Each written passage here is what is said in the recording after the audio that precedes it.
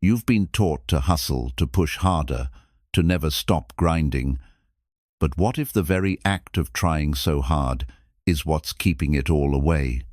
What if calm is the real currency of creation and letting go is the trigger for everything you've been chasing? This isn't about giving up. It's about aligning with the truth. The more desperate your energy, the more resistance you create. In this audiobook, you'll discover the secret power of surrender, the magnetism of stillness, and why the universe responds when you finally release control. Let's begin. Chapter 1. The more you force, the more you block. There's a hidden cost to pushing too hard. Every time you force an outcome, you send a signal to the universe that you don't trust its timing. You act from fear instead of alignment. You move with desperation instead of faith. And though you might believe you're being productive, what you're really doing is resisting the flow that's trying to guide you towards something far better than your mind can plan. Force creates tension internally and energetically. It tightens your body, clutters your thoughts, and clouds your intuition. You begin to act reactively rather than intentionally. What should feel inspired becomes heavy. What once felt clear becomes confusing. And in that state, even your best efforts fall flat, because the energy behind them is misaligned. The universe doesn't respond to control, it responds to coherence. When your thoughts, emotions, and energy are grounded and in harmony, your desires manifest naturally. But when you force, you break that harmony. You separate from presence. You try to overpower timing, forgetting that everything you want is already on its way, if only you'd get out of your own way. Desperation is not a magnet, it's a repellent. The more you grasp, the more things slip through your fingers. This is not punishment, it's protection. Because when you try to force something into your life before you're ready or before it's ready, you disrupt the divine sequence that ensures you receive what is truly meant for you. Think about how many times you've chased something only to feel exhausted, burned out, or disappointed. And yet the things that changed your life most often arrived without pressure. They came when you were relaxed, open, and detached. That wasn't a coincidence, it was alignment. That's what force blocks alignment. When you're in a state of force, you ignore the quiet whispers of intuition. You override the gentle nudges that say wait, or rest, or pause. You make decisions from the mind, not the soul. And while the mind is smart, it's not wise. It can only calculate based on what it knows, while the soul sees what's coming before it arrives. Letting go doesn't mean giving up, it means trusting. Trusting that what's meant for you won't pass you. Trusting that rest is not laziness, but restoration. Trusting that your energy speaks louder than your words or actions. And when that energy is peaceful, magnetic, and calm, life starts to cooperate in miraculous ways. When you stop forcing, your nervous system relaxes. You become more creative, more intuitive, more open to unexpected blessings. You shift from survival mode into receiving mode. This is where real transformation begins, not when you do more, but when you align more deeply with the truth of who you are and what you deserve. You cannot control the unfolding, but you can control how you show up for it. Do you meet the moment with tension or trust, with panic or presence, with fear or flow? These choices, subtle as they seem, determine what doors open and what blessings land in your life. Energy first, action second, always. You don't have to prove your worth through struggle. You don't have to chase validation through effort. You are not more deserving just because you suffer. In fact, the more aligned you are with ease, the more you step into your power. The things you once tried to force will begin to find you and stay because you're no longer pushing them away. So much of what you want is waiting on the other side of surrender. Not passive surrender, but powerful surrender. The kind that says, I trust what I've asked for is already on the way, and I'll no longer block it with doubt, fear, or obsession. That is the gateway to miracles. That is the secret the overachiever never learned. Let this be your new approach. Less tension, more trust. Less grinding, more flowing. Less panic, more presence. You've tried force. You know how it feels. Now, try alignment. Try stillness. Try letting the universe surprise you, not because you did everything perfectly, but because you finally stopped standing in your own way. Chapter 2. Calm is a magnet for clarity. Calm is not the absence of action, it's the presence of alignment. When your energy is calm, your vision clears, your decisions become sharper, the noise fades, and what truly matters rises to the surface. In this state, you're not rushing toward answers. You're creating the space for answers to naturally arrive. In a world addicted to urgency, calm feels rebellious. But it's in calm that your mind quiets enough to hear what your soul has been whispering all along. When you slow down, you reconnect. You return to yourself. And in that return, clarity begins to pour in, not from effort, but from presence. Clarity doesn't live in chaos. When you're anxious or overthinking, you blur your own vision. You mistake fear for intuition and reaction for wisdom. Calmness filters your inner world. It helps you separate emotion from truth. It reveals what's real beneath the layers of worry, doubt, and noise. Calm brings coherence to your energy. Your thoughts, emotions, and intentions begin to move in the same direction. You feel less scattered, more focused. You stop trying to solve everything at once, and instead trust the natural unfolding of the next step. Clarity doesn't demand pressure, it responds to peace. When you're calm, your nervous system sends signals of safety to your body. This opens up access to higher thinking, creative problem-solving, and deeper insight. You're no longer reacting from fear. You're responding from inner knowing, and that shift, subtle as it may, bathes everything. Calmness is a high frequency. It doesn't mean you're disengaged, it means you're grounded. It's the opposite of being numb. In fact, calm allows you to feel more, not less, because you're no longer being hijacked by frantic energy. In that space, you can sense the difference between impulse and guidance. Clarity arrives when you're no longer trying to force it. Think of muddy water. You don't clear it by stirring it. You let it settle. Your mind works the same way. In stillness, the confusion begins to settle. What's false drifts away, and what's true becomes visible. You can finally see what's been waiting beneath the noise. You've been taught that doing more creates results, but clarity often comes from doing less with more presence. A few calm, aligned actions are more effective than 100 frantic steps.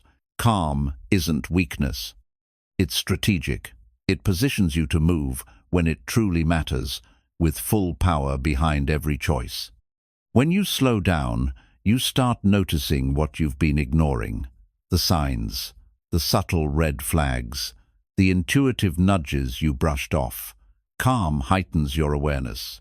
You no longer miss the obvious because you're no longer racing past it.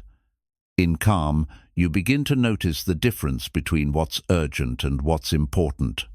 Calm allows you to navigate pressure without collapsing. It's not about avoiding stress, but about maintaining inner spaciousness even in the midst of challenge. When you're calm, you're not consumed by the storm, you become the eye of it. Still, centered, and quietly powerful. Clarity is a natural byproduct of peace. When you're not overwhelmed by options, fears, or timelines, your direction becomes obvious. What once felt confusing becomes simple, because the truth is rarely complicated, it's just buried beneath layers of noise. Calm clears the layers. Truth reveals itself. In calm, you reconnect with your own voice. The world gets quieter. The opinions of others lose their grip. You stop outsourcing your knowing and start trusting your own inner compass. That trust is clarity. It doesn't need explanation. It simply feels right, like a deep exhale after holding your breath too long. Calm gives you time to respond, not react. In that space between stimulus and action lies your power. You get to choose a not based on habit, but on truth. You pause, you reflect, and from that stillness, you move forward with certainty, not confusion. That is how clarity leads.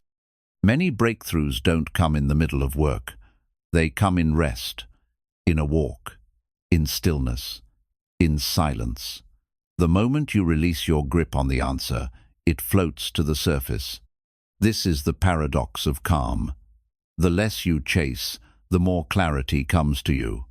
Not from force, but from flow. Let calm be your new default. Let it be the baseline for your decisions, your responses, your energy. Because calm isn't just a feeling, it's a frequency. And that frequency is what attracts clarity, direction, peace, and ultimately, the life you've been working so hard to create. Let calm lead. Clarity will follow. Chapter 3. The Art of Letting Go Without Giving Up. Letting go isn't defeat, it's intelligence. It's the choice to stop gripping what's hurting your energy, clarity, and peace. Many confuse surrender with quitting, but they are worlds apart. Quitting is rooted in hopelessness.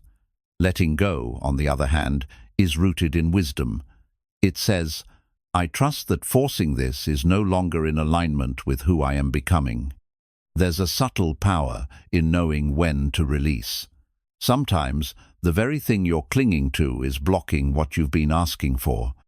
You've prayed for clarity, peace, or progress, but your hands are full of fear, control, and attachment. Letting go isn't about losing hope. It's about making space for a better outcome to arrive. True surrender is an act of alignment. It means stepping back and allowing the intelligence of the universe to move in ways your mind can't predict. You don't stop caring, you stop controlling. You don't abandon your goals, you release the attachment to how and when they must arrive. That's not giving up, that's evolving. Letting go requires trust in unseen order. It asks you to believe in timing you can't dictate and outcomes you can't manipulate. It challenges the ego, which wants to manage every step. But your higher self knows that your most powerful moments often come after surrender. That's when space opens and miracles enter. Holding on tightly can become self-sabotage. You begin to pour energy into resistance instead of allowing things to unfold. You overthink, overdo, overreach, and in doing so, you exhaust your power. Letting go isn't passive. It's active faith. It's saying, I've done what I can, now I trust what I can't control. Some things aren't meant to be fixed, they're meant to be freed. That relationship, that outcome, that version of who you thought you were supposed to be, if it's weighing you down more than lifting you up, it may be time to release it. You're not weak for letting go. You're brave for recognizing what no longer serves your soul. There's a kind of peace that only comes after release. When you stop wrestling with what doesn't feel right anymore, your nervous system softens, your mind clears. You realize how much energy was being drained just to hold on. In the stillness that follows, clarity whispers truths you couldn't hear before. Letting go doesn't erase what was, it honors it. You can love someone and still walk away. You can value a dream and still redirect. You can be grateful for a chapter and still know when it's over. Surrender isn't disrespect. It's deep respect for your energy, your time, and your truth. You don't have to know what comes next to let go of what's not working. Often we stay stuck because we fear the unknown more than we fear misalignment. But the truth is, freedom doesn't require a full map, it just needs a next step. Letting go is the step. Trust follows. To surrender is to say, I choose peace over pressure, flow over fear, truth over attachment. That choice isn't always easy, especially in a world that praises the grind. But real transformation comes not when you force the path, but when you finally release the one that no longer fits. Letting go is an act of self-respect. It's choosing not to beg for energy, love, or clarity from things that keep you in confusion. It's remembering that you're allowed to walk away from what keeps you small. You don't need permission to reclaim your power, you just need the courage to release what dims it. You're not abandoning the vision, you're allowing a better version of it to find you. Sometimes you outgrow what once fit perfectly. That doesn't mean you were wrong, it means you've expanded. And in that expansion, certain doors close, so better ones can open. Letting go is how you say yes to that evolution. Letting go without giving up means you still believe in your path, you're just no longer fighting against it. You're not in resistance, you're in trust. You're not inactive, you're receptive. And from that place of calm openness, life begins to respond with synchronicities, clarity, and new direction. You'll know you've let go when your peace returns. When you stop checking, forcing, obsessing. When your worth is no longer tied to an outcome.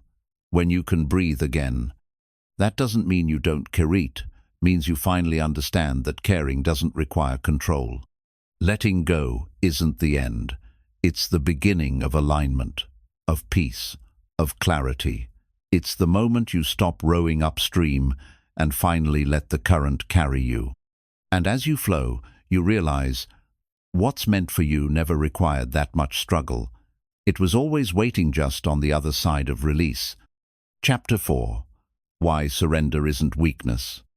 Surrender has been misunderstood for too long. Many associate it with quitting, losing, or backing down. But real surrender is not weakness, it's wisdom. It takes strength to release control, to trust timing, and to walk away from force. Surrender is not about doing nothing. It's about doing the right thing from a place of alignment, not desperation.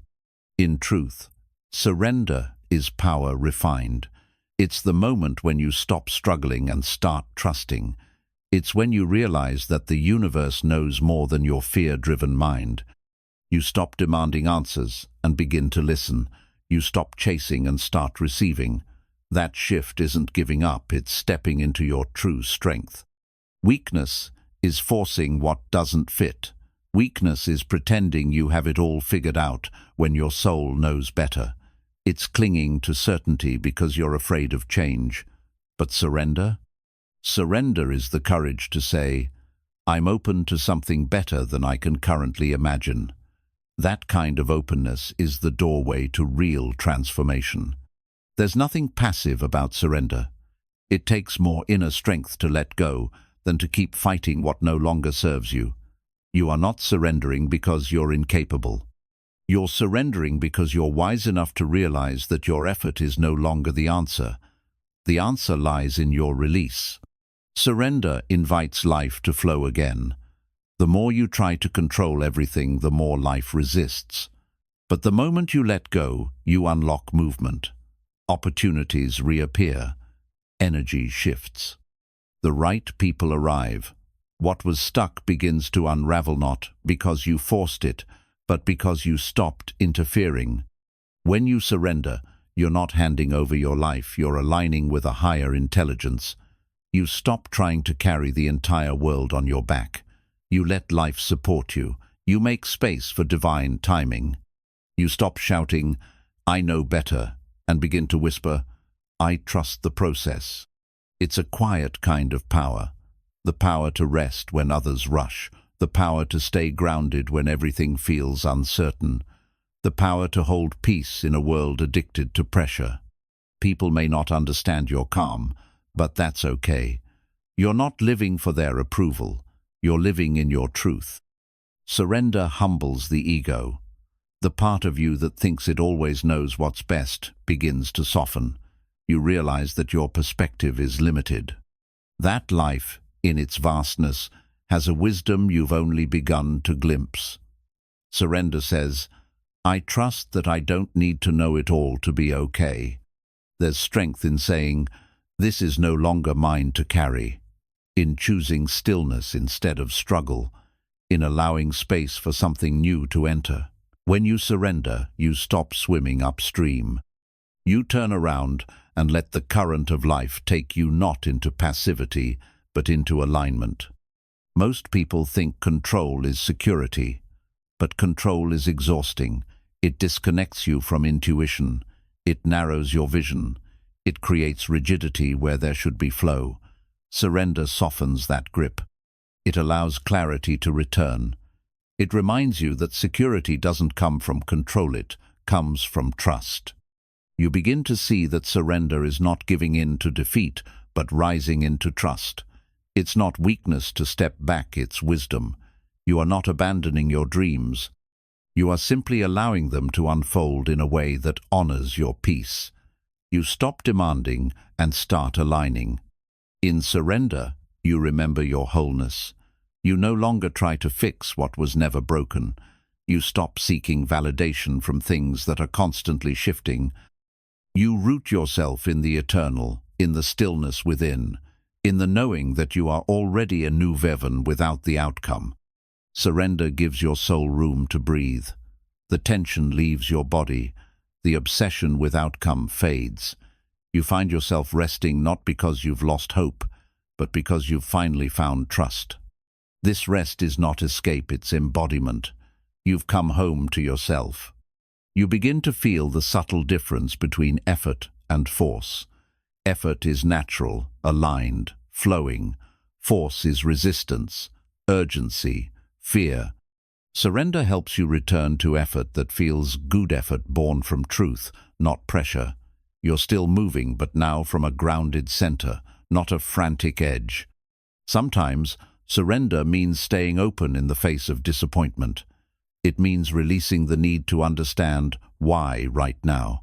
It means choosing faith, even when the plan looks unclear. That's not weakness.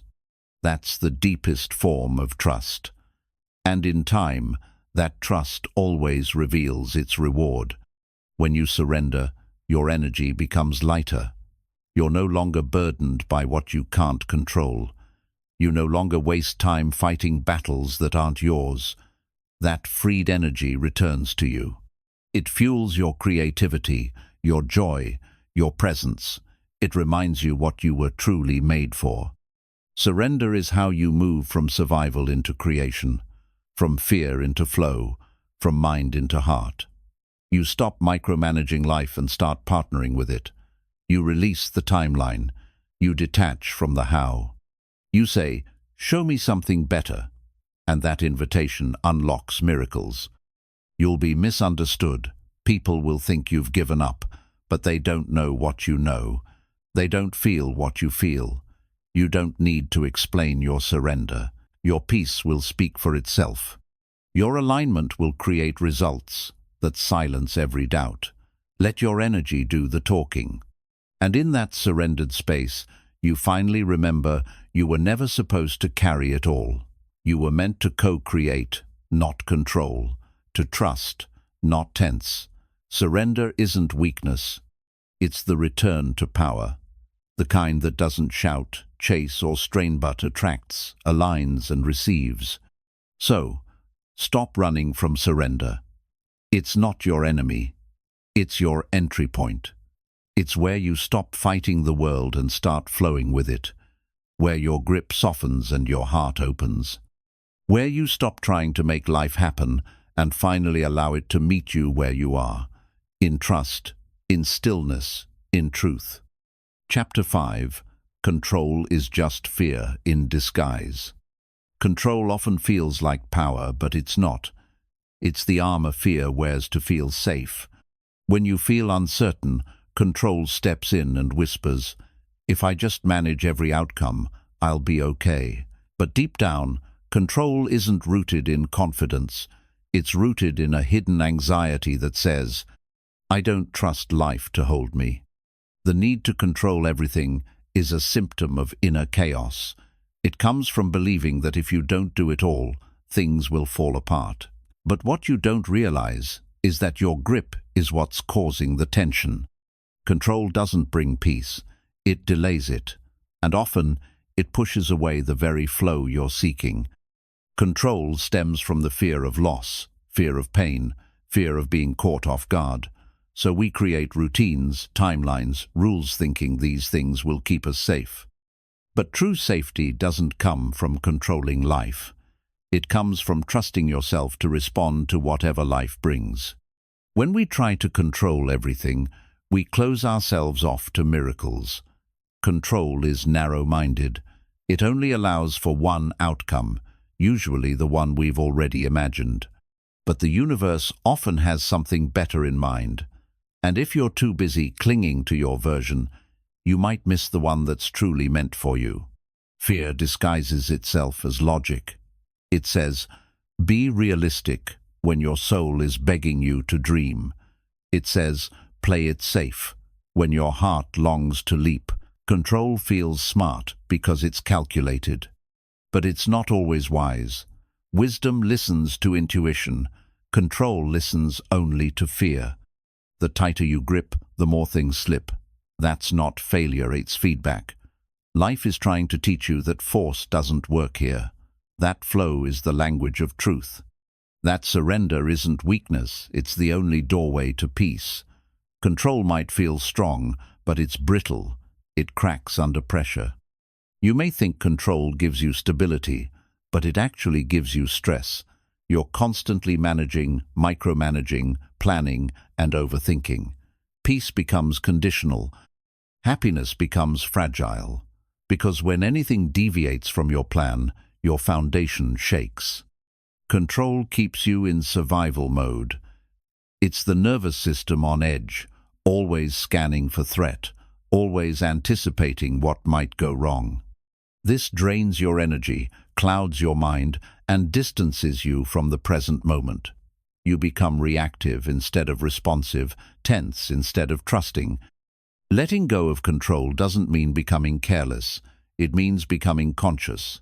Conscious of when you're acting from fear versus truth.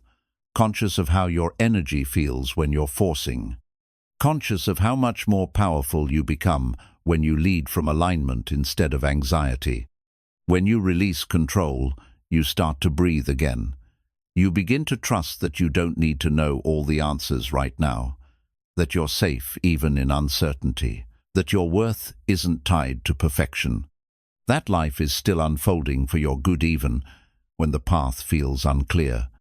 Control can look like over-planning, over-explaining, over-committing.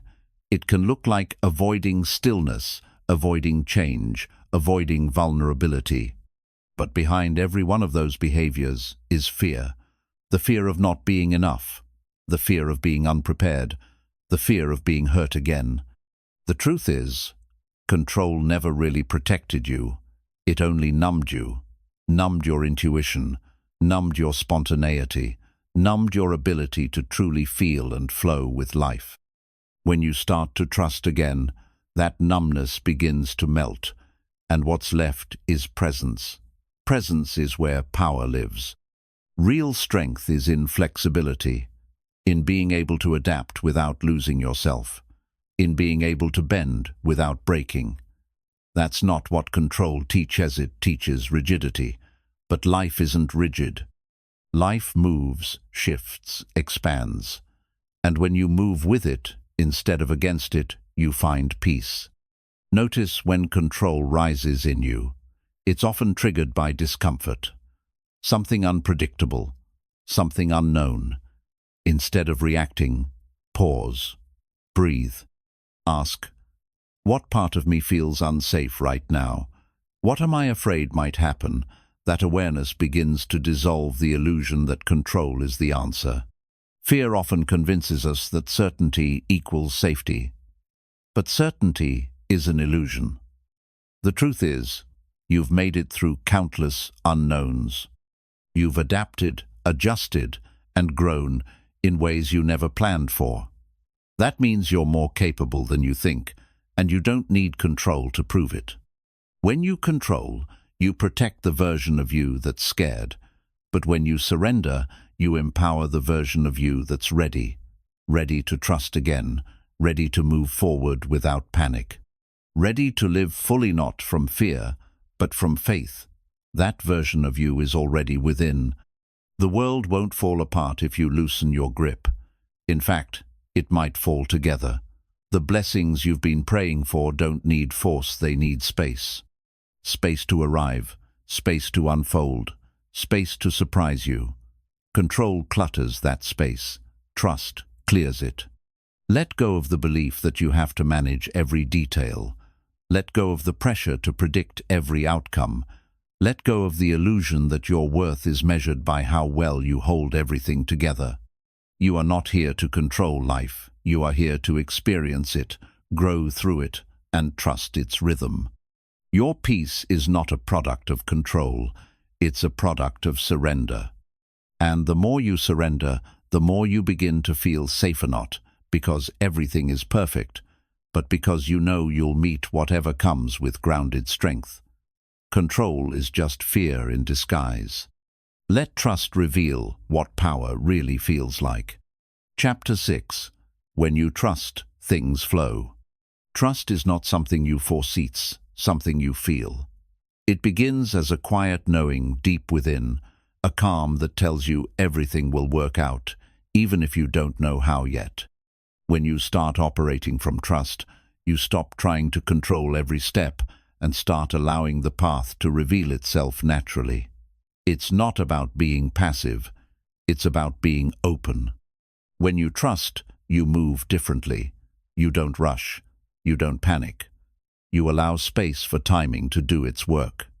Trust is the bridge between intention and manifestation. It's the invisible thread that pulls everything together behind the scenes. What looks like nothing happening is often the very moment everything is being rearranged in your favor. Trust allows your nervous system to relax.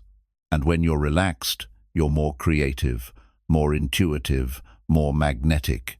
You begin to move in harmony with life, not against it. Instead of chasing, you attract. Instead of doubting, you align. That shift doesn't require effort, it requires faith. The energy of trust is gentle but powerful. It doesn't shout, it doesn't demand. It simply says, I know I'm guided. That energy sends out a frequency that tells the universe, I'm ready to receive. And in response, life meets you where you are, not because you forced it, but because you flowed with it. Flow is what happens when trust is present. Things line up, opportunities appear, people cross your path at just the right time. But none of it feels like coincidence, it feels like alignment. That's the magic of trust. It opens the gates to synchronicity, to divine timing, to outcomes that logic could never have created. Without trust, you block the very things you want. You tighten your grip. You question every step. You get stuck in overthinking and miss the gentle signs. But when you trust, you see those signs clearly. You feel nudged instead of pushed. You're not driven by fear. You're guided by faith. There is a rhythm to life, but it's only accessible when you stop trying to rush it. Trust helps you tap into that rhythm. It teaches you to wait without anxiety and act without hesitation. That balance between patience and action is the essence of flow, and it only becomes available through surrender. Trust transforms waiting into preparation. Instead of asking, when will it happen, you begin asking, how can I align today? That one question changes your energy. It moves you from desperation into readiness.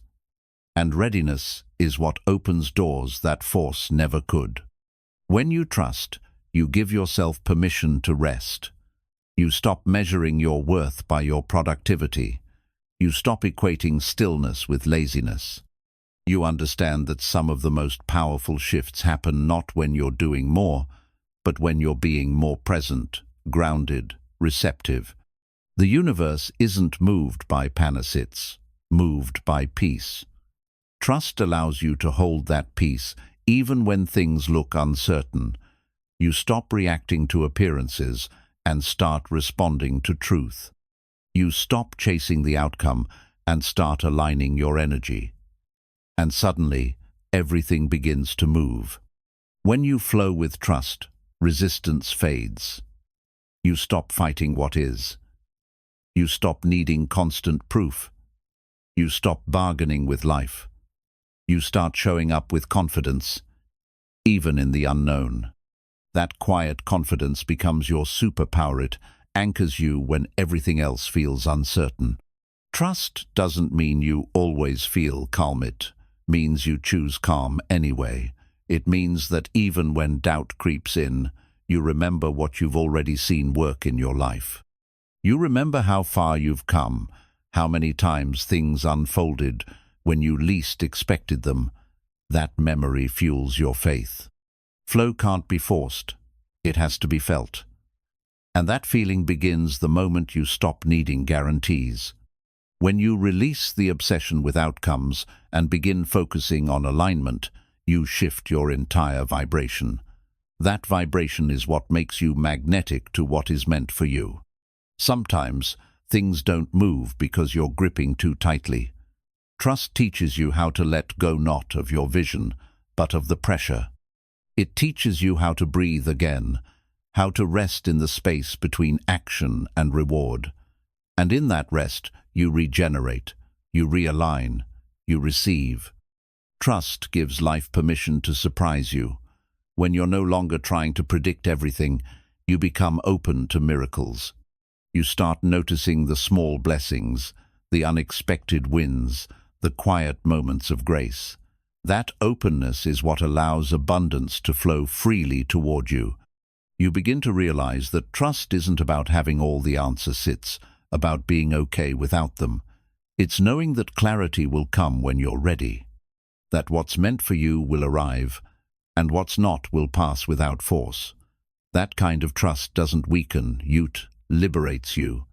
Every time you choose trust over tension, you rewrite your story. You stop repeating the same anxious patterns. You start creating from peace. And creation from peace is far more powerful than creation from pressure. It carries a different frequency, one that the universe responds to without resistance. When trust becomes your foundation, you no longer chase time, you align with timing. You stop feeling behind. You stop comparing your journey. You understand that delay isn't denial, it's preparation. And you honor the process without needing to rush its perfection. In flow, life becomes a dance. You're not pushing, you're not forcing, you're responding, you're allowing. You're moving when it's time and resting when it's needed. You're not afraid of missing out because you know what's meant for you will never require you to betray your peace. So trust, not just when it's easy, but especially when it's not. Trust in the timing, in the unfolding, in your own ability to rise and receive. Trust is not just a mindset, it's a frequency. And when you hold that frequency, life flows toward you in ways that effort alone could never create. Trust becomes easier when you stop needing certainty and start choosing alignment. The mind craves guarantees, but the soul seeks expansion. And expansion doesn't come through control, it comes through surrender. When you truly trust, you no longer grip the outcome. You align your energy, take inspired action, and allow what is meant to arrive in its own perfect way. When you're in a state of trust, time stops feeling like a threat. You no longer panic when things take longer than expected, because you begin to understand that timing is part of the transformation. Trust teaches you that just because it hasn't happened yet doesn't mean it's not happening. Sometimes, the delay is protecting something sacred inside you, something that needs time to fully unfold. In the energy of trust, you begin to move with grace. You stop running from moment to moment, and instead begin to walk with grounded presence. You notice the beauty in small things, the wisdom in simple signs, and the guidance in everyday moments. Trust slows you down, not because you're lazy, but because you're finally tuned in to what matters most. Fear convinces you that you're behind. Trust reminds you that you're exactly where you need to be, There is no race. No one is ahead of you. Everyone is on a unique path, with unique lessons. Trust liberates you from comparison. It returns your focus to your own lane where your real power lives. When trust leads, your actions feel inspired, not forced. You no longer chase every opportunity out of fear of missing out. You discern. You move when the energy feels right. You say no without guilt. You wait without fear. That kind of clarity doesn't come from pressure, it comes from inner peace. There's a quiet freedom in no longer needing to control how things happen. Trust doesn't mean you don't care. It means you care enough to stop blocking what's already yours. You care enough to clear the clutter. You care enough to believe that you are supported, even when you can't see it yet. The deeper your trust, the less noise you need. You don't need to constantly explain yourself. You don't need endless validation. You don't need everyone to agree with your path. When you trust your inner knowing, that knowing becomes your compass, and it always points you home. Life begins to feel lighter when you stop carrying everything on your shoulders. Trust teaches you that you're not alone, that there's a divine intelligence orchestrating things behind the scenes. And even if it doesn't match your timeline, it always matches your soul's growth. You start to experience peace even before the outcome arrives. That's how you know trust is working. You no longer wait for the result to feel safe. You begin to feel safe in the becoming. You hold peace in the unknown. And from that space, you attract not just what you want, but what you're truly ready for. Trust softens your need to prove. You no longer operate from survival mode. You're not driven by fear of failure. You're driven by purpose, by clarity, by deep connection to your higher path. That energy is magnetic. People feel it. Opportunities recognize it. It's the frequency of readiness. Even your struggles feel different when you trust. Instead of thinking, "Why is this happening to me?" you begin to ask, "What is this trying to teach me?" That shift in perspective empowers you. Trust allows you to turn challenges into lessons, and lessons into wisdom. When you move with trust, you learn to live in harmony with uncertainty. You no longer wait for everything to make sense before you take the next step. You walk by faith, one small step at a time. And with each step, you realize the path reveals itself, not before you move, but because you move. Trust turns waiting into preparation. You stop obsessing about the destination and begin preparing your energy to hold what you've asked for. You refine your thoughts. You elevate your habits. You become the version of you who's ready not just to receive, but to sustain. You begin to feel supported by life instead of punished by it. You start to sense that everything is happening for your highest good even when it feels difficult. That's not blind optimism. That's rooted, grounded trust. It's a knowing that your journey is unfolding in divine order. The more you trust, the more you stop reacting to appearances. You stop judging a moment by how it looks and begin feeling into what it's revealing. You become more intuitive, more aware, more aligned. That level of trust sharpens your discernment and calms your emotional responses. You start releasing attachments not because you don't care, but because you trust what stays will grow, and what leaves wasn't meant to go further. That detachment doesn't close your heart, it frees it. It allows you to love without fear, act without tension, and receive without clinging. Even your sense of identity begins to shift. You stop defining yourself by outcomes. You stop chasing worth in results. You begin to root your confidence in who you are, not in what happens. That kind of trust gives birth to authentic power that isn't shaken by temporary setbacks. Trust brings rhythm back to your life. It teaches you when to move and when to rest, when to speak and when to listen, when to hold on and when to release. That rhythm creates flow, and that flow creates a life that feels aligned, not just externally, but deeply within. So keep trusting, even when it's hard, especially when it's hard, because the more you trust, the more life reveals what's truly for you. Not the version your ego demanded, but the version your soul was always calling in. Let go, breathe, flow, and remember, trust is the doorway. Flow is what waits on the other side. Chapter 7. Letting go creates space for miracles. Letting go isn't losing, it's clearing. It's releasing what clutters your heart, your mind, and your energy. And when you do, space opens. Not empty space, but sacred space, where something new, higher, and better can arrive. Miracles don't come to chaos. They come to calm. They don't compete with noise. They wait for stillness. Most people try to manifest from a place that's already full of doubt, full of timelines, full of attachment. But when your hands are full of what no longer serves you, how can you receive what's meant for you? Letting go is an act of faith. You say to the universe, I trust what's leaving will be replaced with something greater. It's a paradox. The moment you stop clinging, things start arriving. Miracles don't need to be forced. They need to be invited. But invitation isn't desperate energy. It's grounded openness. It's the calm, steady belief that life is not working against you, but waiting for your alignment to catch up to its gifts. Letting go is not giving up on the vision, it's giving up on the pressure. It's detaching from how it must happen, who must stay, and when it must come. You stop demanding that life obey your script and instead begin dancing with what is.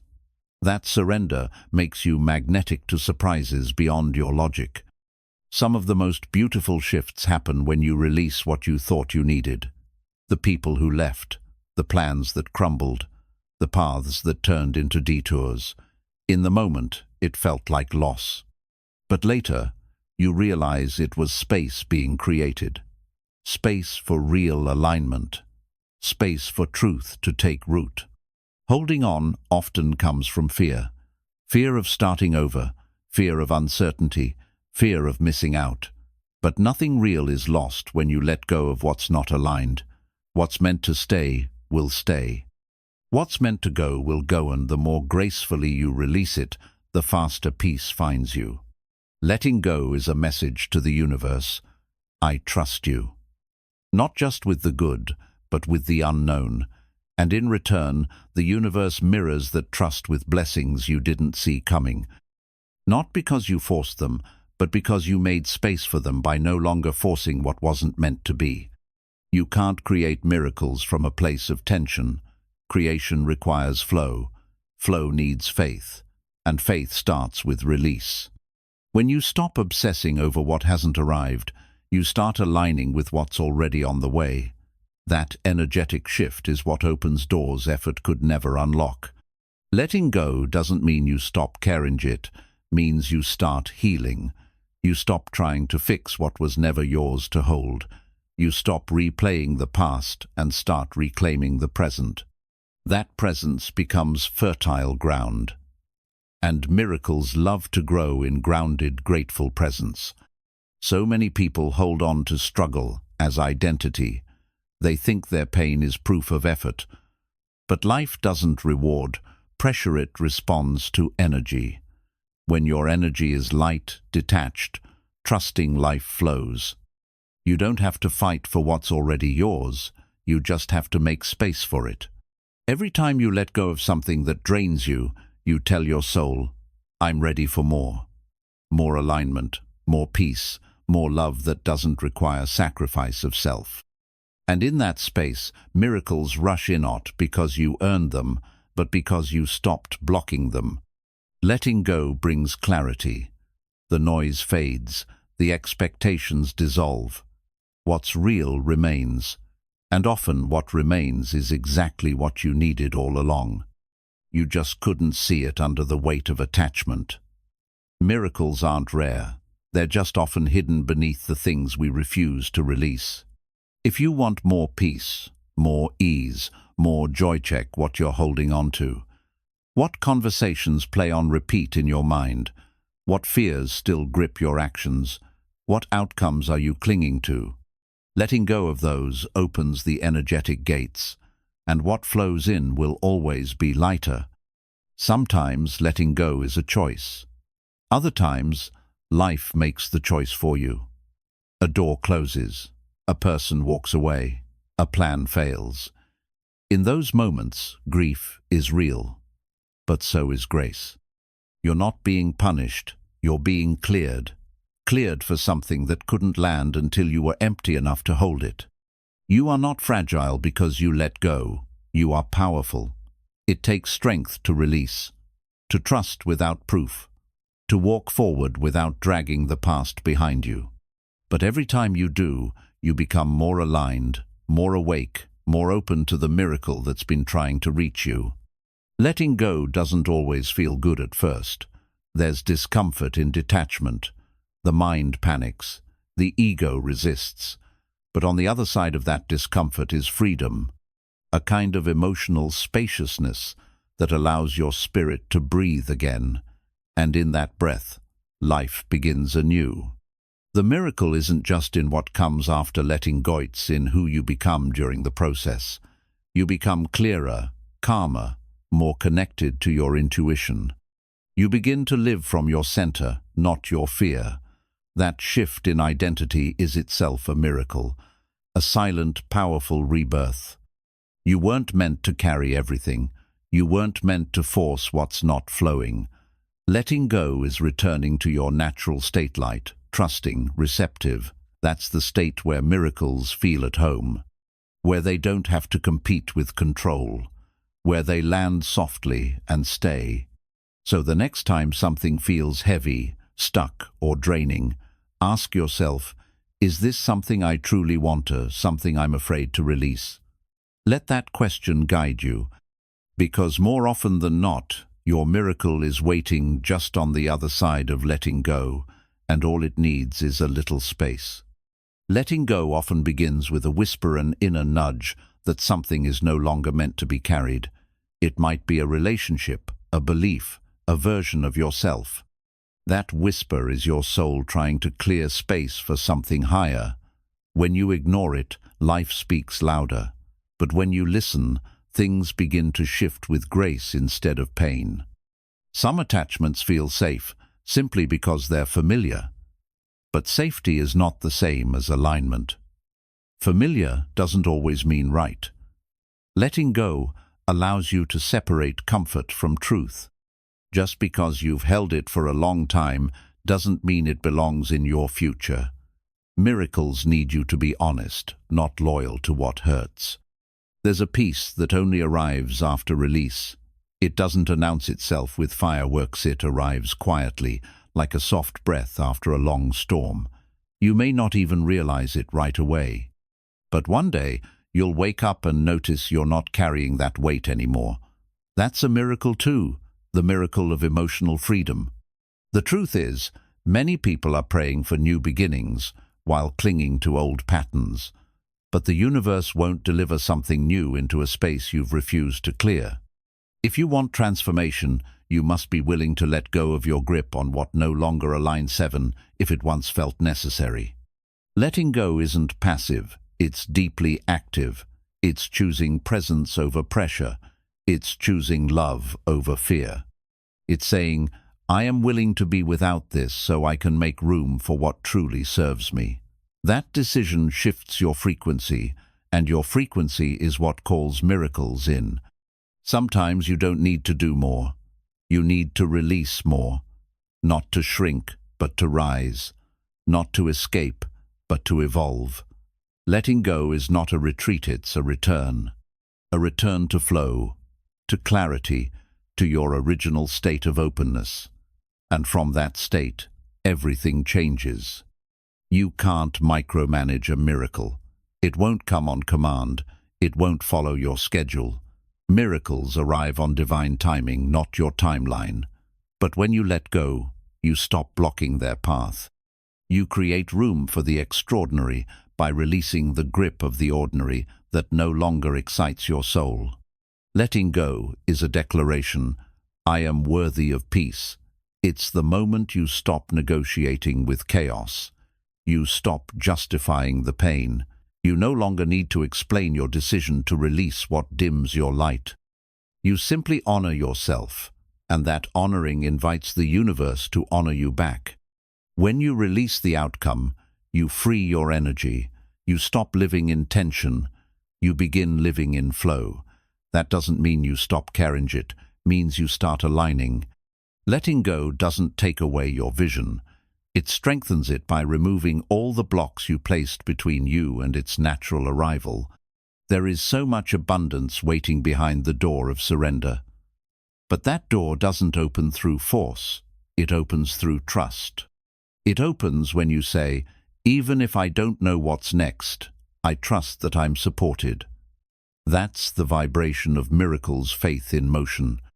It's not always obvious what needs to be released. Sometimes it's a mindset, a subtle belief that says you're not good enough, that you have to earn love, that you have to prove your worth. Letting go means dissolving even the invisible chains, especially the ones that live in your self-talk. You may not see immediate results, but don't mistake silence for stillness. When you let go, the shift begins in the unseen.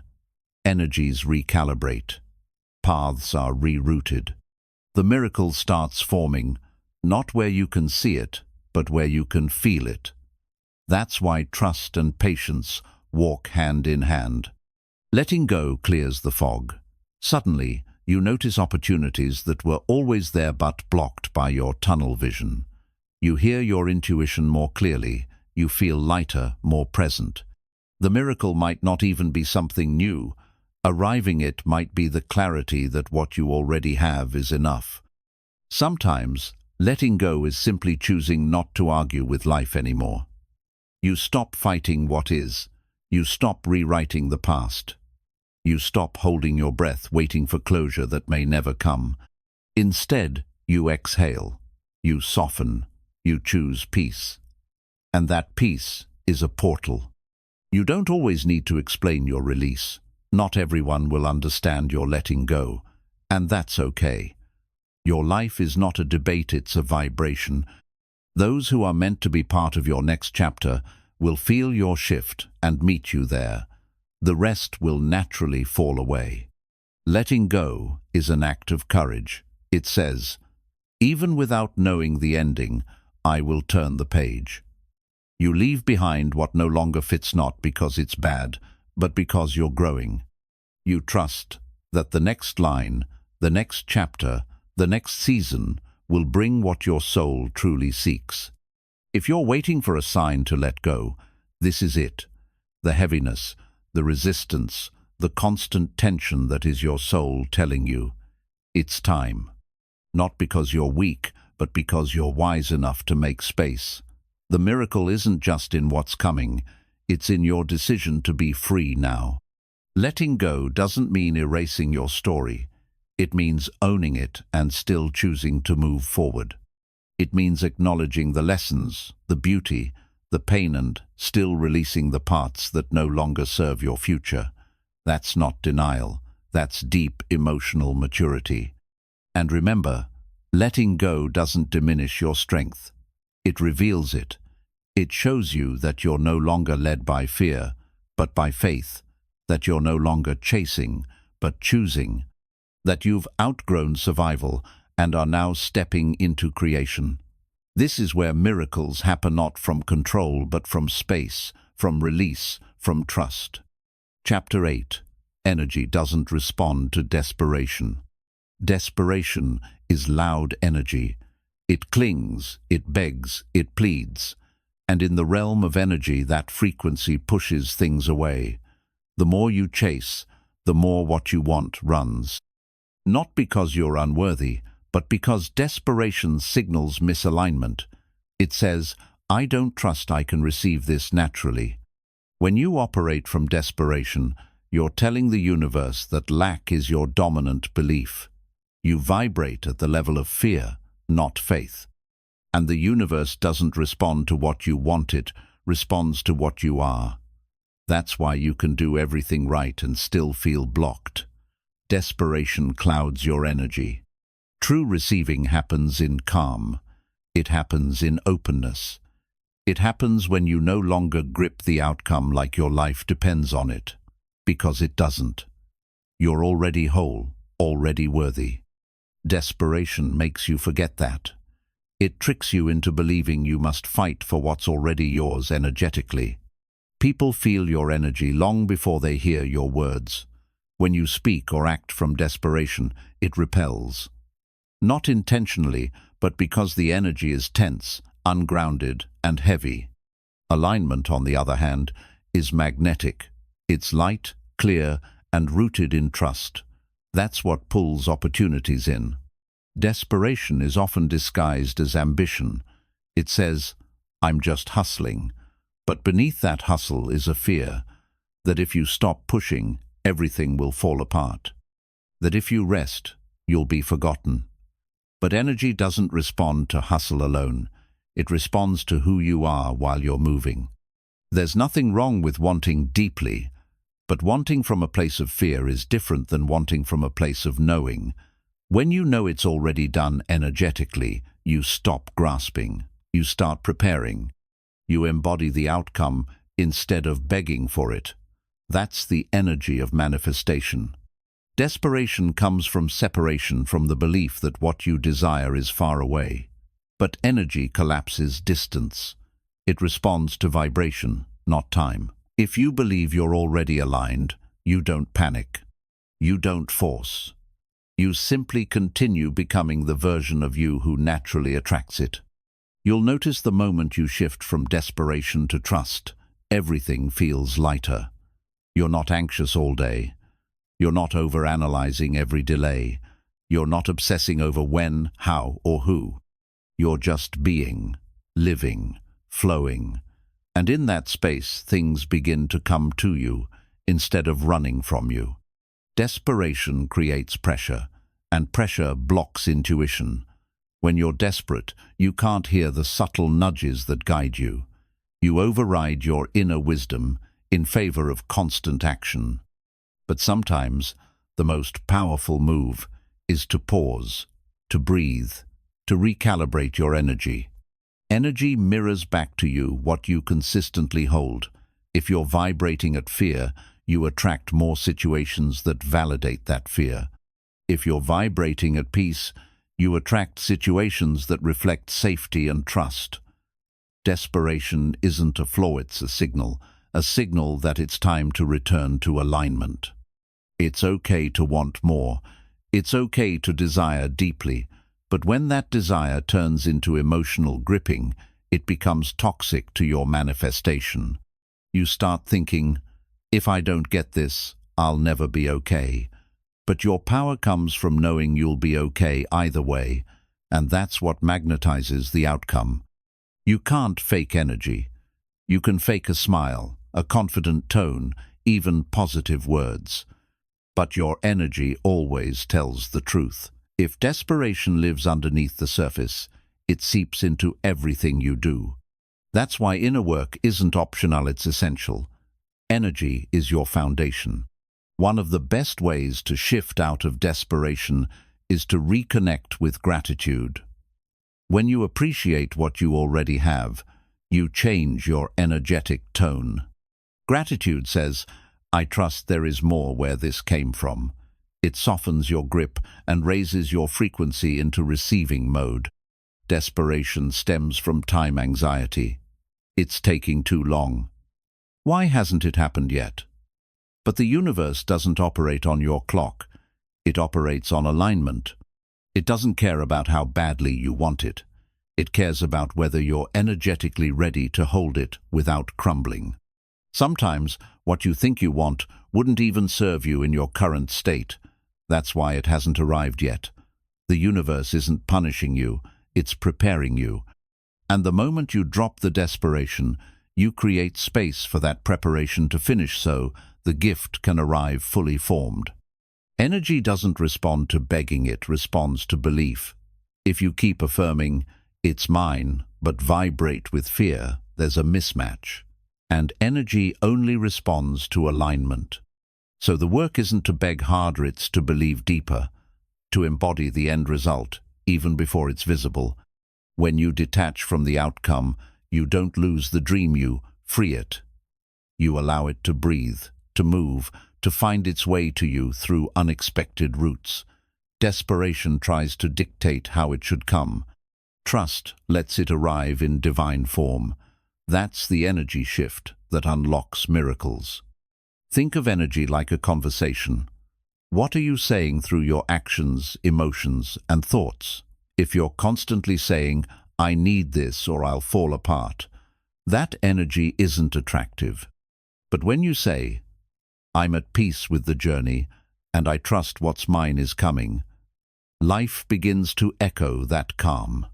Desperation is rooted in lack, alignment is rooted in truth, and the truth is you already have access to peace, joy, and wholeness within.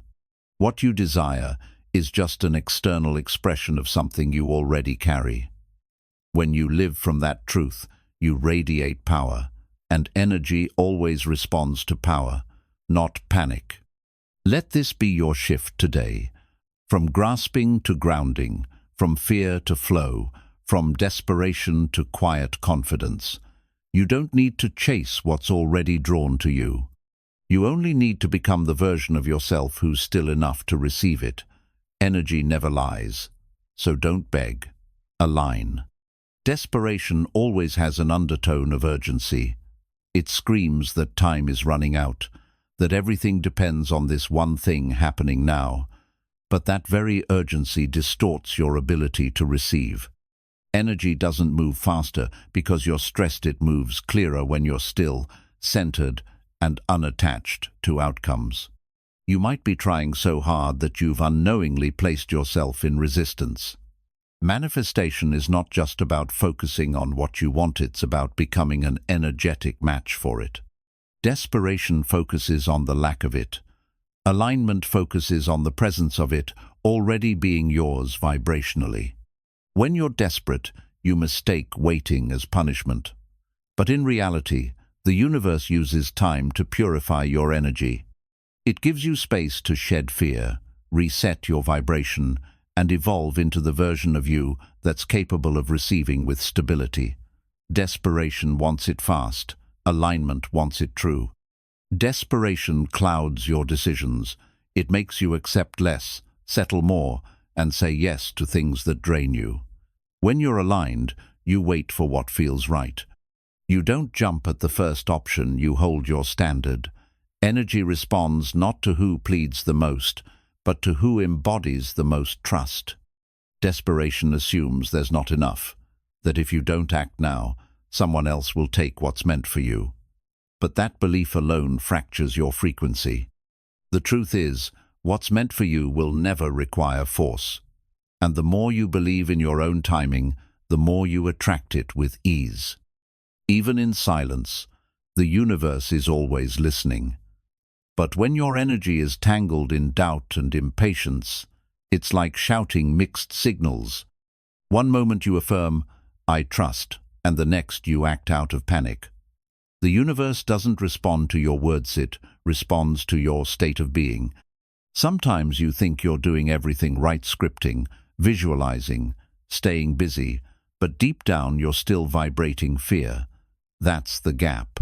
And until that gap closes, energy won't flow. The work is not external effort, it's internal realignment. The quieter your energy, the louder your results.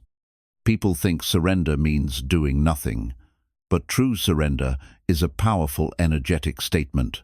It says, "I trust so deeply that I no longer need to micromanage the process." That energy holds faith. And faith doesn't rush, it doesn't grip, it flows, it receives. And that's what opens doors no force ever could. You can always feel when you're desperate, that weight in your chest, the overthinking, the obsession with signs and outcomes. But the moment you shift into trust, everything softens. Your breathing slows, your mind clears, That is the space where miracles feel invited, not chased. If energy were a mirror, it would reflect your dominant emotion. Are you radiating peace, or are you pulsing with anxiety? Because manifestation is emotional work before it's visual work. You don't just see the outcome, you feel it into existence. And that feeling must come from power, not panic. Your value isn't determined by how much you chase. You don't earn your desires by effort alone. You align with them by frequency. Desperation tries to prove. Alignment simply is. It knows. It trusts. It walks differently. It speaks differently. It becomes a beacon for everything it's ready to receive. Desperation turns everything into a transaction. It says, if I do this, will I get that? But the universe is not a vending machine. It's an energetic field responding to who you are. Letting go of the when and how moves you from transactional energy to transformational presence. Even your body knows when your desperatite tenses. It aches, it tires easily. But when you shift into trust, your entire system relaxes. You begin to radiate calm confidence. That's not just spiritual, it's biological. Your nervous system aligns with your frequency. Energy always starts within. Desperation attaches your worth to the result. If this happens, then I'll feel enough. But that thinking reverses the formula. You don't get what you want to become enough, you become enough, and then what you want flows in. The universe rewards your sense of wholeness, not your lack of it. It's not wrong to want deeply, but make sure your wanting comes from expansion, not fear. Ask yourself, am I chasing this because I feel incomplete or because it's an expression of my fullness? Your answer reveals whether your energy is repelling or magnetizing your desire. Every time you feel the grip of desperation, pause. Return to stillness. Remind yourself, if I truly believed it was already done, how would I feel right now? That question is your reset button. It brings you back into alignment faster than any frantic action ever could. Desperation says, I need this. Alignment says, I welcome this. One is rooted in fear, the other in faith. The vibration of welcoming carries a softness, a knowing, an unshakable trust that whatever is for you cannot miss you. That's the vibration you must live in even before anything arrives. You don't have to pretend you're calm when you're not. But you can practice calm, breathe, meditate, ground yourself, take inspired action without expectation. Let go of timelines and return to presence. That's how you shift from needing to knowing, from forcing to flowing. Desperation is impatient energy. It wants shortcuts, it wants certainty. But the universe honors those who are willing to walk with grace, even in the unknown. That grace becomes your gateway. That patience becomes your power. And in that stillness, energy finally says, now you're ready. Remember, you are not behind. You are not late. Nothing is being withheld from you. You are simply being prepared. Trust that preparation. Release the desperation. And watch what happens when your energy no longer begs, but simply becomes the match for what's already on its way. Chapter 9. Align before you act. Alignment is the inner calibration that sets the tone for everything you do. Before you take the next step, before you launch the plan, before you speak the words, ask yourself, is my energy grounded? Action taken from alignment is powerful. Action taken from fear, pressure, or ego often backfires or exhausts you. Too often, we try to fix the external while ignoring the internal. We believe more doing will compensate for misalignment within. But true manifestation doesn't come from frantic activity, it comes from aligned intention. When your inner world is steady, your outer actions become magnetic and effortless. You can work hard and still feel blocked. That's because the universe responds to frequency, not effort alone. If your energy is scattered, anxious, or uncertain, no amount of productivity will yield peace. Alignment means pausing long enough to check your emotional and spiritual compass before you move. Alignment is clarity. It's that quiet knowing that you're not rushing from fear or pushing to prove. It's the deep calm that says, "This feels right." When you're aligned, action flows like water. You don't have to force doors open. They open as a reflection of your inner resonance. We live in a culture obsessed with doing, but not enough with being. Yet it's your state of being that determines the quality of your results. Acting without alignment is like sailing against the wind. You burn energy, you struggle, and you go nowhere. Align first, and the wind works with you. You are always creating, whether consciously or not. The question is, from what state are you creating? If your actions come from lack, you'll manifest more lack. If they come from wholeness, you'll call in reflections of that wholeness. Alignment isn't a luxury, it's a prerequisite for true impact. Before you act, breathe. Ask, does this action come from love or fear, expansion or contraction, flow or force? That one moment of reflection can save you days, weeks, or even years of misaligned effort. It's not about doing less. It's about doing what actually works energetically. When you're aligned, you move differently. You speak with more presence. You make decisions with less doubt. You release attachment to outcomes because you trust the integrity of your vibration. That trust creates space for serendipity, for life to surprise you in ways logic never could. The ego wants speed, alignment wants precision, and precision creates peace. There's nothing wrong with ambition, but let that ambition be rooted in alignment, not survival mode. When your motives are clean, your path becomes clear. You stop chasing and start attracting. You might be tempted to act just to feel productive, but activity without alignment is spiritual noise. It might keep your mind distracted, but it doesn't bring lasting results. Instead, go inward. Tune your energy, then act from that space of calm certainty. That's when doors open with ease.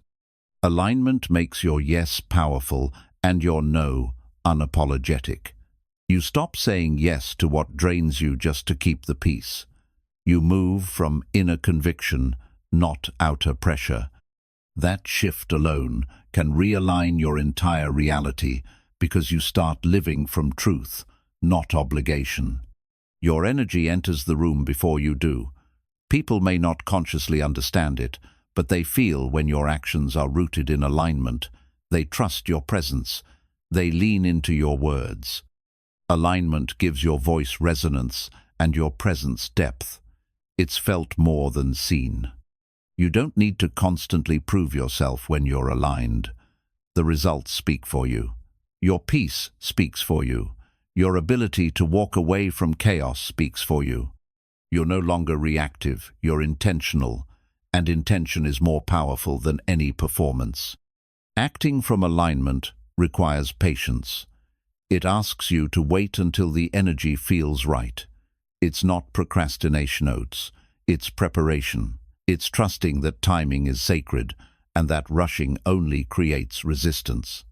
The right action, taken at the right time, can shift everything with minimal effort. Sometimes, the best action is no action. Sometimes, alignment means pausing, reflecting, realigning. The world may call it doing nothing, but energetically, it's everything. Silence is not absence. Stillness is not stuckness. It's often the space where your deepest clarity emerges. Aligning before you act also means checking your emotional state. Are you acting out of anger, out of panic, out of guilt? Those vibrations create results, but not the ones you want. Instead, wait until your energy is clear, until love, faith, or calm are leading. Then move and watch the shift unfold. You don't need a million plans when you're aligned. You need one clear intention and the energy to match it. From there, inspired action becomes obvious. You don't have to chase opportunities, they start recognizing your vibration and meeting you at your frequency. Misalignment is loud. It shows up as frustration, burnout, overthinking, and confusion. It's your system telling you something isn't right inside. Don't ignore those signals. They're not setbacks, they're sacred pauses. Invitations to realign before you take your next step. When you align before you act, your life gains coherence. Everything begins to work together, not against itself. Your relationships become more authentic.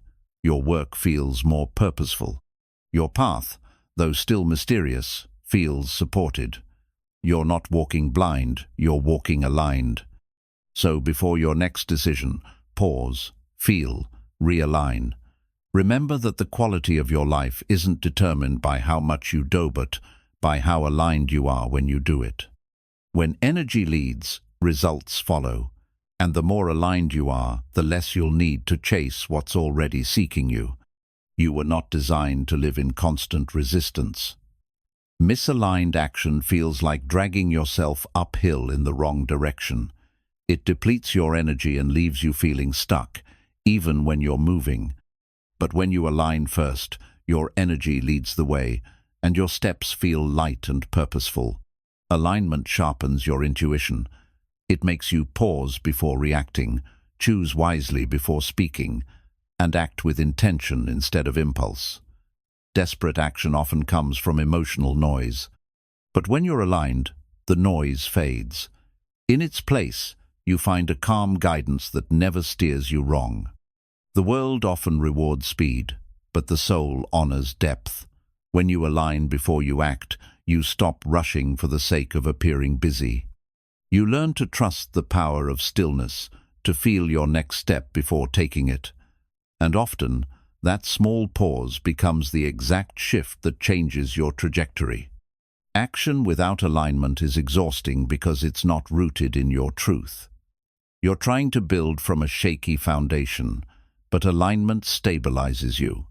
It centers your values, your desires, and your energy. From that place, even the smallest step holds more impact than 100 misaligned moves. You don't need more motivation, you need deeper alignment. Motivation fades. It depends on external stimuli. But alignment is internal. It fuels you from the inside out. When you're aligned, you don't need to force discipline. It flows naturally because your actions match your inner frequency.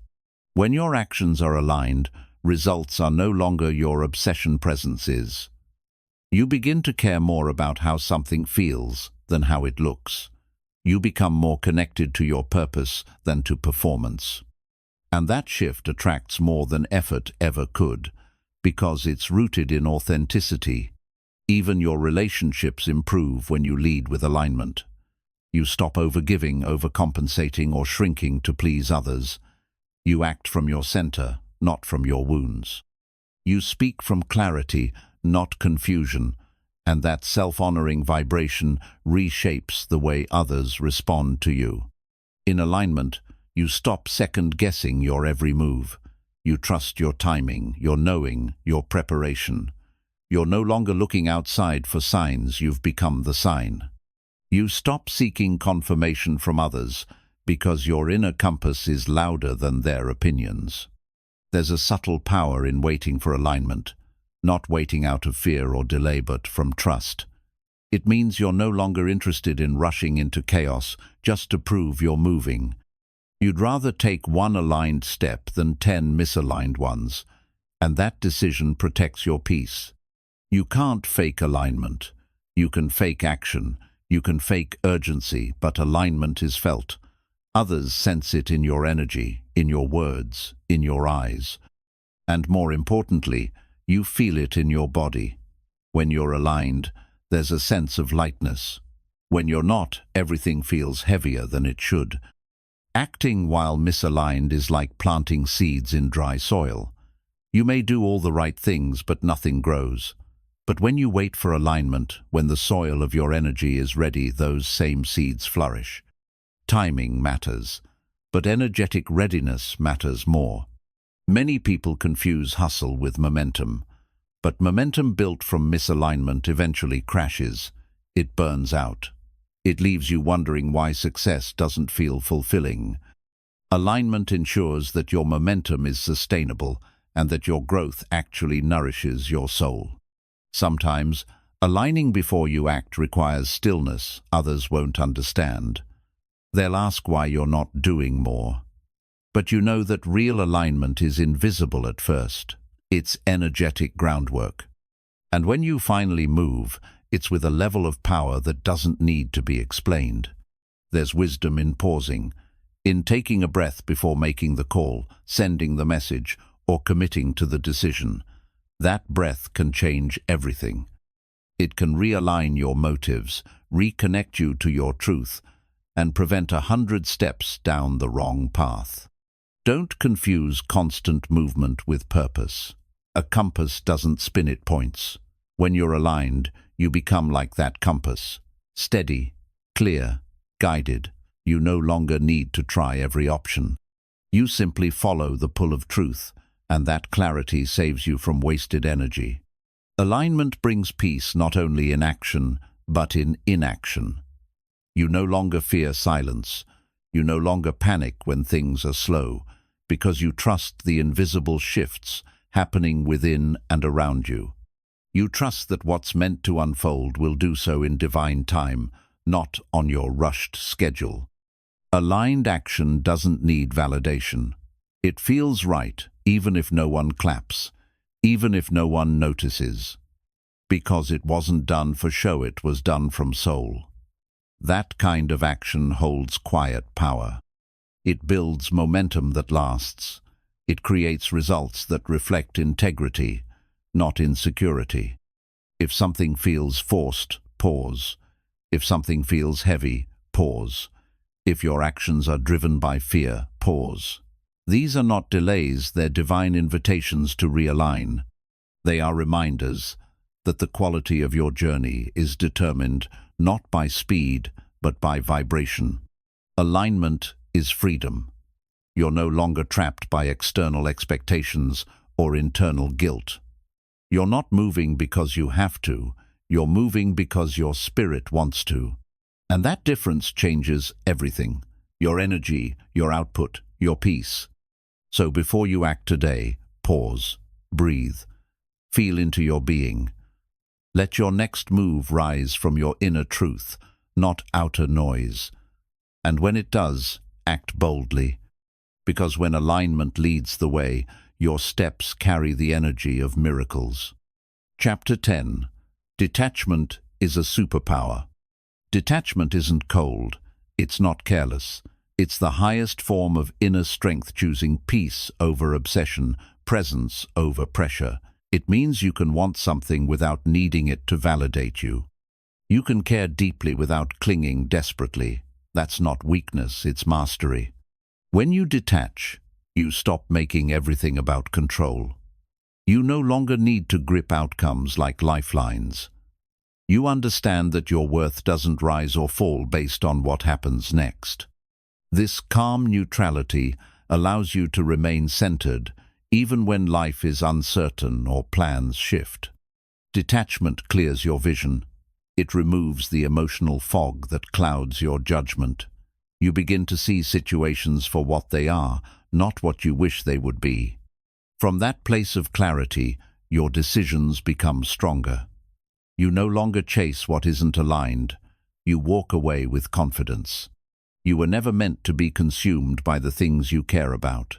Love, success, healing, these are beautiful pursuits, but not prisons. Detachment allows you to hold space for desire without suffocating it. It gives your intentions room to breathe, to unfold naturally, without force. When you detach, you create space. Energetically, this is crucial. Space is where the universe moves. Space is where miracles land. Most people don't receive because they're holding on too tightly. Detachment loosens the grip. It says, I trust, even if I don't know how this ends. Desperation and detachment cannot exist in the same vibration. The more you grip, the more you block. But when you let go, not in apathy, but in faith, you align with power. You become receptive. You open the channel through which everything good flows. That's when life surprises you. The ego fears detachment because it thrives on control. But your soul knows better. Your soul remembers that nothing forced is ever free, and nothing real can ever be lost. Detachment honors this wisdom. It allows life to come and go without shattering your center. There is no emotional freedom without detachment. You'll be pulled in every direction by every outcome, every opinion, every delay, unless you step back and reclaim your energy. Detachment is that reclamation. It says, "My peace is not up for negotiation." Detachment transforms your relationships. You stop needing people to act a certain way to feel whole. You stop measuring your value through someone else's actions. You love from fullness, not from fear. And that kind of love is magnetism. It draws others in without pressure or control. Your biggest manifestations often arrive after you let go. That's not a coincidence, it's alignment. When you detach, you stop pushing things away with anxious energy. You stop chasing. And when you stop chasing, what's meant for you finally has room to reach you. True detachment doesn't mean you stop showing up. It means you stop trying to control every result. You do your part, you take inspired action, and then you release the rest. That release is not giving up its energetic trust. It's surrender with power, not weakness. In detachment, you begin to trust timing. You understand that delay isn't denial, it's redirection, preparation, or divine alignment. You no longer rush the process because you know that when you're aligned, nothing can stop what's meant for you. That calm trust becomes your power. You become more powerful when you stop reacting to everything. Not everything deserves your energy. Not every situation requires a response. Detachment teaches you the strength of restraint, the beauty of observation, the wisdom of silence. That space holds your sovereignty. Detachment shifts your focus inward. You stop obsessing over external approval or validation. You begin to ask, am I aligned with my truth? Not, do they see me? In doing so, you rise above emotional chaos and reconnect with the quiet confidence of self-honor. Most people fear detachment because they think it means losing connection, but the opposite is true. Detachment deepens connection because it removes the fear of loss. You love more freely, express more honestly, and stay more present when you're not afraid of outcomes. Detachment is not the absence of desire, it's the absence of dependency. You can still dream, build, love, and grow, but your inner world no longer crumbles when the outside doesn't go your way. That unshakable inner foundation is what makes detachment a superpower. There is a deep peace that comes with detachment. You no longer wake up anxious for results. You stop checking constantly, hoping, waiting. You return to living, to creating, to breathing. And in that return, the very things you let go of begin to come back stronger or get replaced by something better. You can care without controlling. You can commit without attachment. Detachment allows you to fully engage without being consumed. It frees your energy. It reclaims your presence. And from that space, you become more effective, more creative, and more at peace. Let go of the belief that holding tighter will bring you more. Sometimes, holding tight is the very thing that blocks the blessing. Trust the flow. Trust your alignment. Trust that what's meant for you is not fragile. It doesn't need your panic to arrive, it needs your peace to stay. Detachment isn't the end of carrying, it's the beginning of sovereignty. It's the moment you realize that nothing outside of you determines your worth. It's the quiet decision to no longer tie your identity to circumstances. And in that freedom, you unlock the most magnetic, grounded version of you. The energy you carry when you're detached is different. It's lighter, freer, and more open. People can feel it. The universe feels it. You stop vibrating from lack and begin resonating with fullness. That fullness tells life, I already have everything within me. Let what matches that truth flow toward me. Detachment gives you clarity in decision-making. You're no longer making choices out of fear of missing out or fear of being alone. You choose from alignment, from what resonates, from what supports your peace. And when you choose like that, you rarely regret the path you take. It takes courage to let go of control. Most of us are conditioned to micromanage every detail, to fear uncertainty, to grip tightly to what we think we need. But control is an illusion. Detachment is the real strength. It says, I don't need certainty to be centered. When you let go, you let life flow. You stop standing in the way of your own blessings. You allow what's true to rise and what's false to fall. You're not here to force outcomes. You're here to align with what's right and let the rest sort itself out. That's the true art of receiving. Detachment teaches you to trust yourself. You no longer need constant confirmation. You don't beg for reassurance. You hold your inner knowing like a compass. That self-trust becomes your anchor, especially when outcomes are unknown or paths are unpaved. You don't attract peace by chasing it. You become peace and let it find you. Detachment is that becoming. It strips away the noise, the drama, the tension. It reminds you that peace isn't found in perfection. It's found in your ability to stay rooted no matter what comes or goes. The universe rewards detachment because it reflects trust. You've done your part. You've planted the seeds. You've shown up. Now your only job is to get out of the way. Let the timing align. Let the flow unfold. You're not the architect of everything sometimes. You're just the receiver. Detachment isn't about disconnecting from your desires. It's about disconnecting from the desperation around those desires. When you detach, you stop asking, when will it come? And start living like it's already on its way. That's the vibration that draws it closer. One of the highest forms of emotional intelligence is knowing when to hold on and when to let go. Detachment gives you that wisdom. It whispers, if you have to beg for it, it's not aligned. And in letting it go, you make space for what truly aligns with your growth and peace. You no longer live in extremes when you're detached. You're not overly excited or deeply disappointed by every turn. You've found your inner balance. Life becomes less about reacting and more about observing. That space between the moment and your response, that's where your power lives.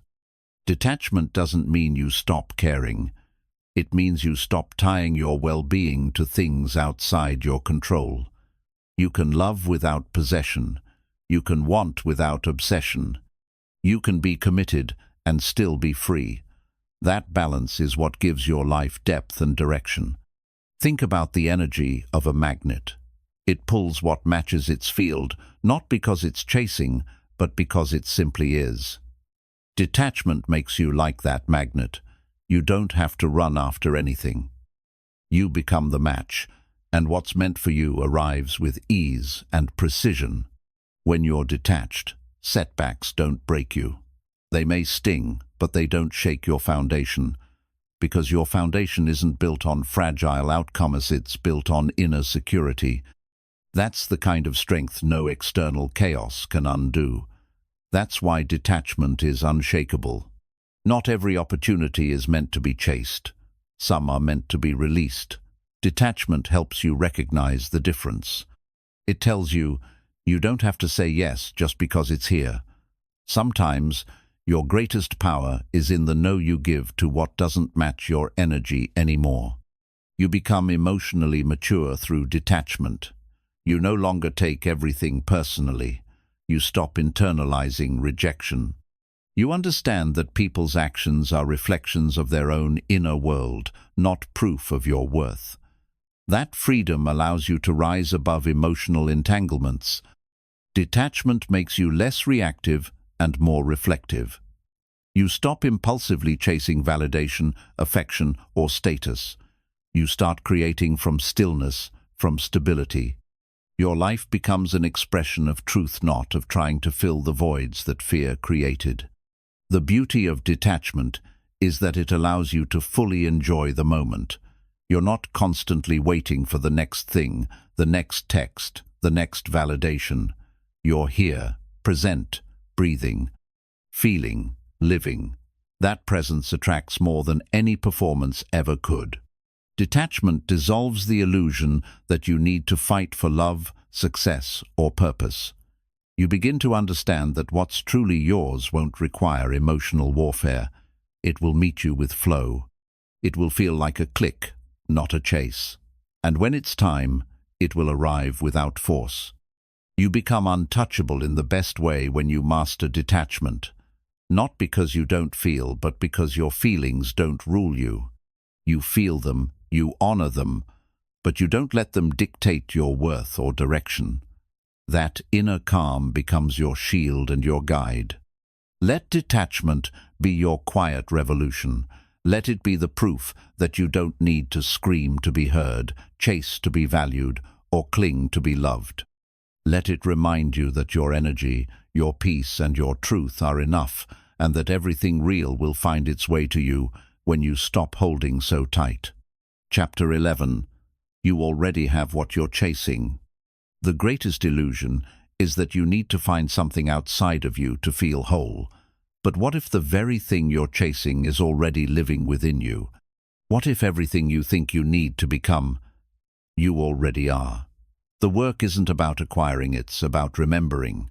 You spend years chasing love, validation, peace, and success, only to realize that they were never outside your reach.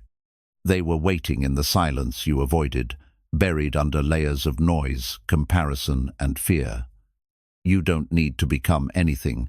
You need to unlearn everything that told you you're not already it. Wholeness isn't something you earn, it's your natural state. The idea that you're broken or lacking was a belief handed to you, not a truth born from your soul. When you stop trying to fix yourself and start remembering your worth, the chase ends, and in its place, presence begins. The more you chase something, the more you affirm that you don't have it. This creates a loop of lack. But the moment you embody what you desire, feel it, live it, claim it, your energy shifts. You move from seeking to becoming. And from becoming, you start attracting instead of chasing. You are not incomplete. You are unfolding. The peace you seek isn't at the end of achievement. It's in the alignment with your true self. When you finally sit with yourself, without judgment or resistance, you begin to notice that the very things you were looking for were always echoing from within. The reason nothing ever feels like enough is because the external world can never fill an internal void. The chase is endless until you stop and look within. That's where your power is.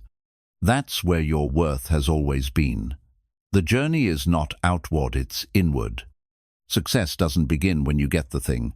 It begins when you realize you already have the qualities that create resilience, clarity, vision, strength. You don't become successful the moment you win. You become successful the moment you align with who you really are. You've been taught that more equals better. More hustle, more effort, more goals. But what if more is what's keeping you from receiving? When you chase, you overlook what's already blooming in your life. Gratitude is the doorway. Presence is the invitation. Alignment is the arrival. What you're seeking is a feeling, not a thing.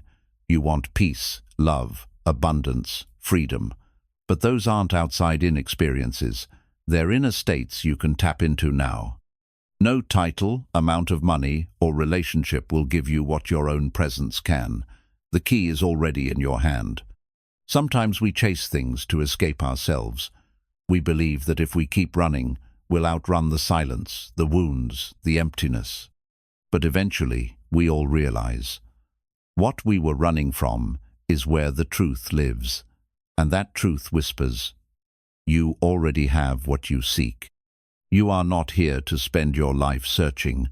You're here to express what's already within. Purpose is not something you find. It's something you activate by aligning with your essence. You don't chase purpose, you live it when you stop denying who you already are. The chase creates anxiety. It tells you there's always somewhere else to be, something else to do, someone else to become. But what if you paused and asked, what if I'm already enough?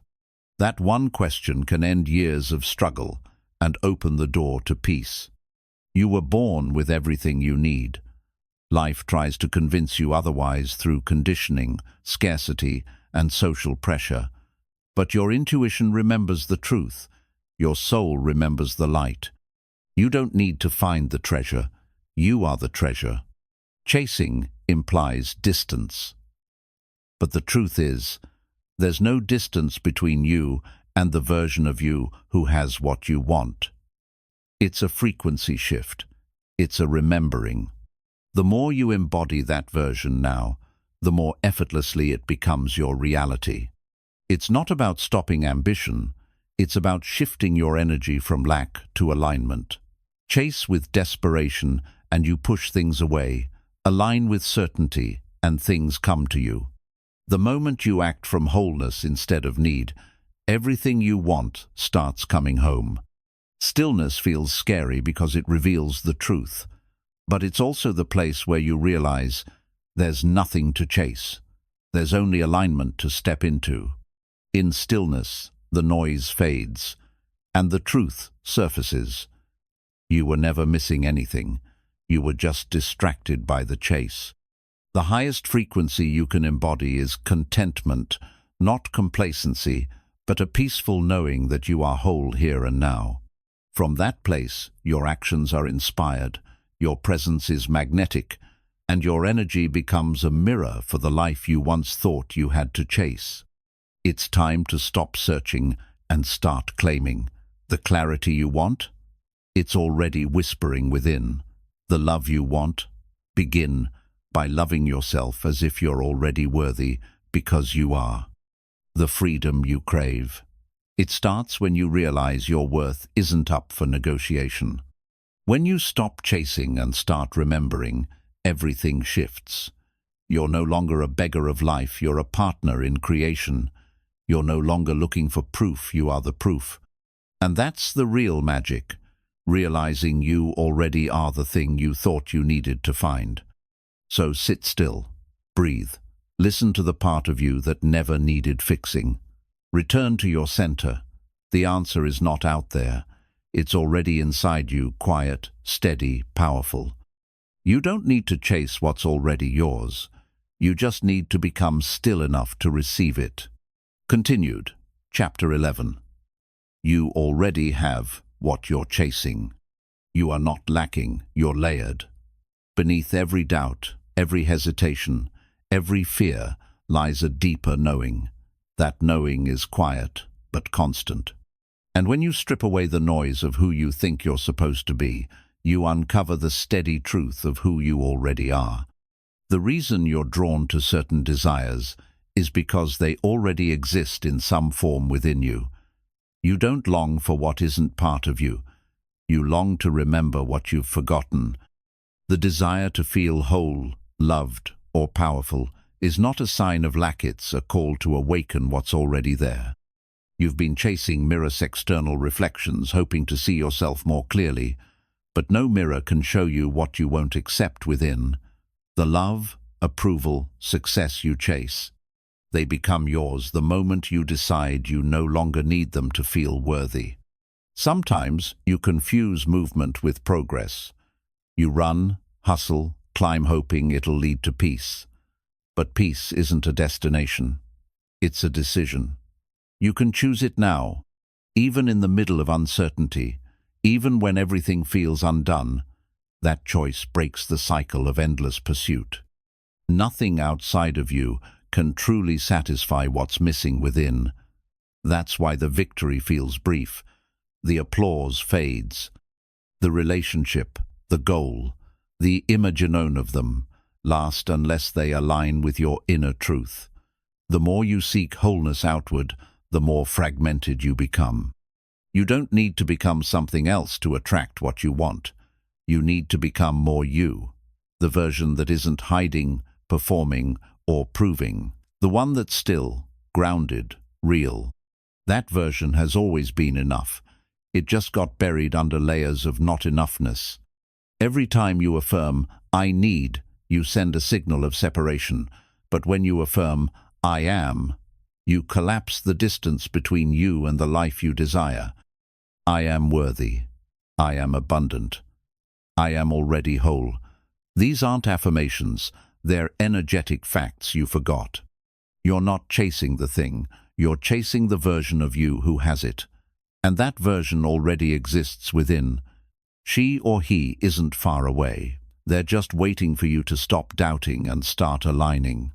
Stop striving and start embodying. Stop chasing and start remembering. Even your pain holds a reminder. It says, look within, not to escape the world, but to return to your source. That's where your healing begins. Not in the next achievement, not in someone's approval, but in that still place where your soul says, you are already enough. The universe responds to who you are being, not what you're begging for. That's why embodiment is everything. Don't wait to feel successful, feel it now. Don't wait to feel loved live like you are.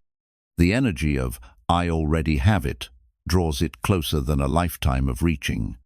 You already have strength, it just hasn't been fully called upon yet. You already have wisdom, it just hasn't been fully trusted. You already have love, it just hasn't been fully received. What you want is not distant, it's dormant, and your awareness is what awakens it. Your true self doesn't chase, it radiates. It doesn't beg, it magnetizes. It doesn't fear loss because it knows that nothing real can be taken away. When you reconnect with that version of yourself, you begin to move differently. You stop seeking validation and start embodying truth. You were never meant to earn worth through effort. Worth is your birthright. It's not tied to how productive, attractive, or successful you are. When you stop performing for value and start being from value, life begins to meet you where you are, not where you pretend to be. Imagine if today you stopped striving to be someone better and started honoring who you already are. The compassion you show yourself would expand, the pressure would dissolve, and from that place you'd move with more power, not less. That's what remembering feels like. When you stop looking outside and start listening inside, everything changes. You hear different thoughts, you feel different urges. You no longer chase things that drain you.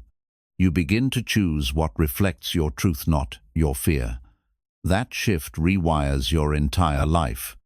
The version of you that has peace, clarity, purpose, it's not far off in the future. It's available now, but you have to slow down enough to meet them.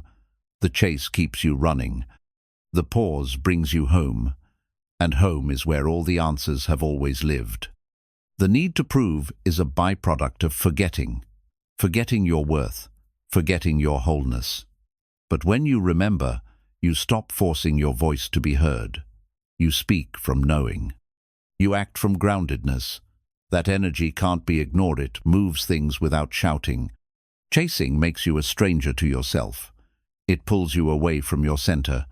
But the moment you stop running, you hear the whisper, you've always been it.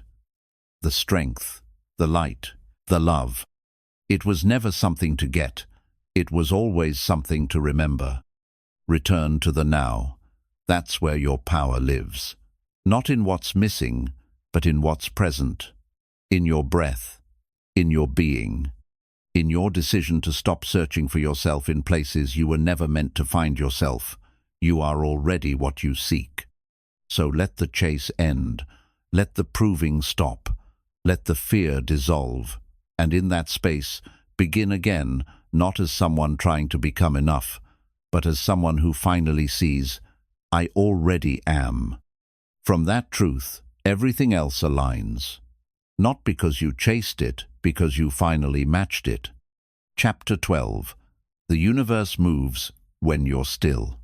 Stillness is not the absence of movement, it's the alignment of your energy. In a world that glorifies speed and chaos, stillness becomes a superpower. It is in the moments when you pause, breathe, and ground yourself that you become most magnetic to what is meant for you. When you are still, you are no longer interfering with the natural current of life. You stop paddling upstream. You stop forcing timelines and outcomes. You enter a sacred neutrality where energy can settle, clarity can emerge, and unseen forces begin to align on your behalf. The universe doesn't respond to panic, it responds to presence. When your energy is anxious, it sends mixed signals. But when you drop into stillness, your signal becomes clear. You stop vibrating from lack. You radiate certainty, trust, and faith. That's when things begin to shift.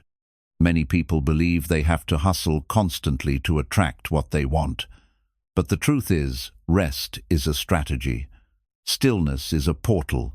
Silence is a magnet. You are not less powerful when you pause.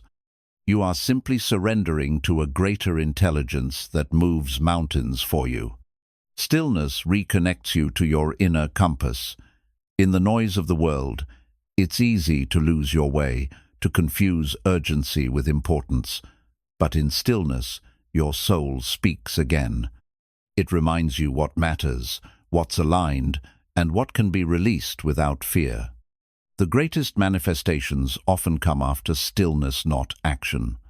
Because it's in the stillness that you calibrate your energy. It's in the stillness that your intentions become purified. You're no longer operating from ego or desperation. You move from truth, not tension. Stillness is where the recalibration happens. It's where you shift from chasing to allowing, from pushing to receiving, from fearing to trusting.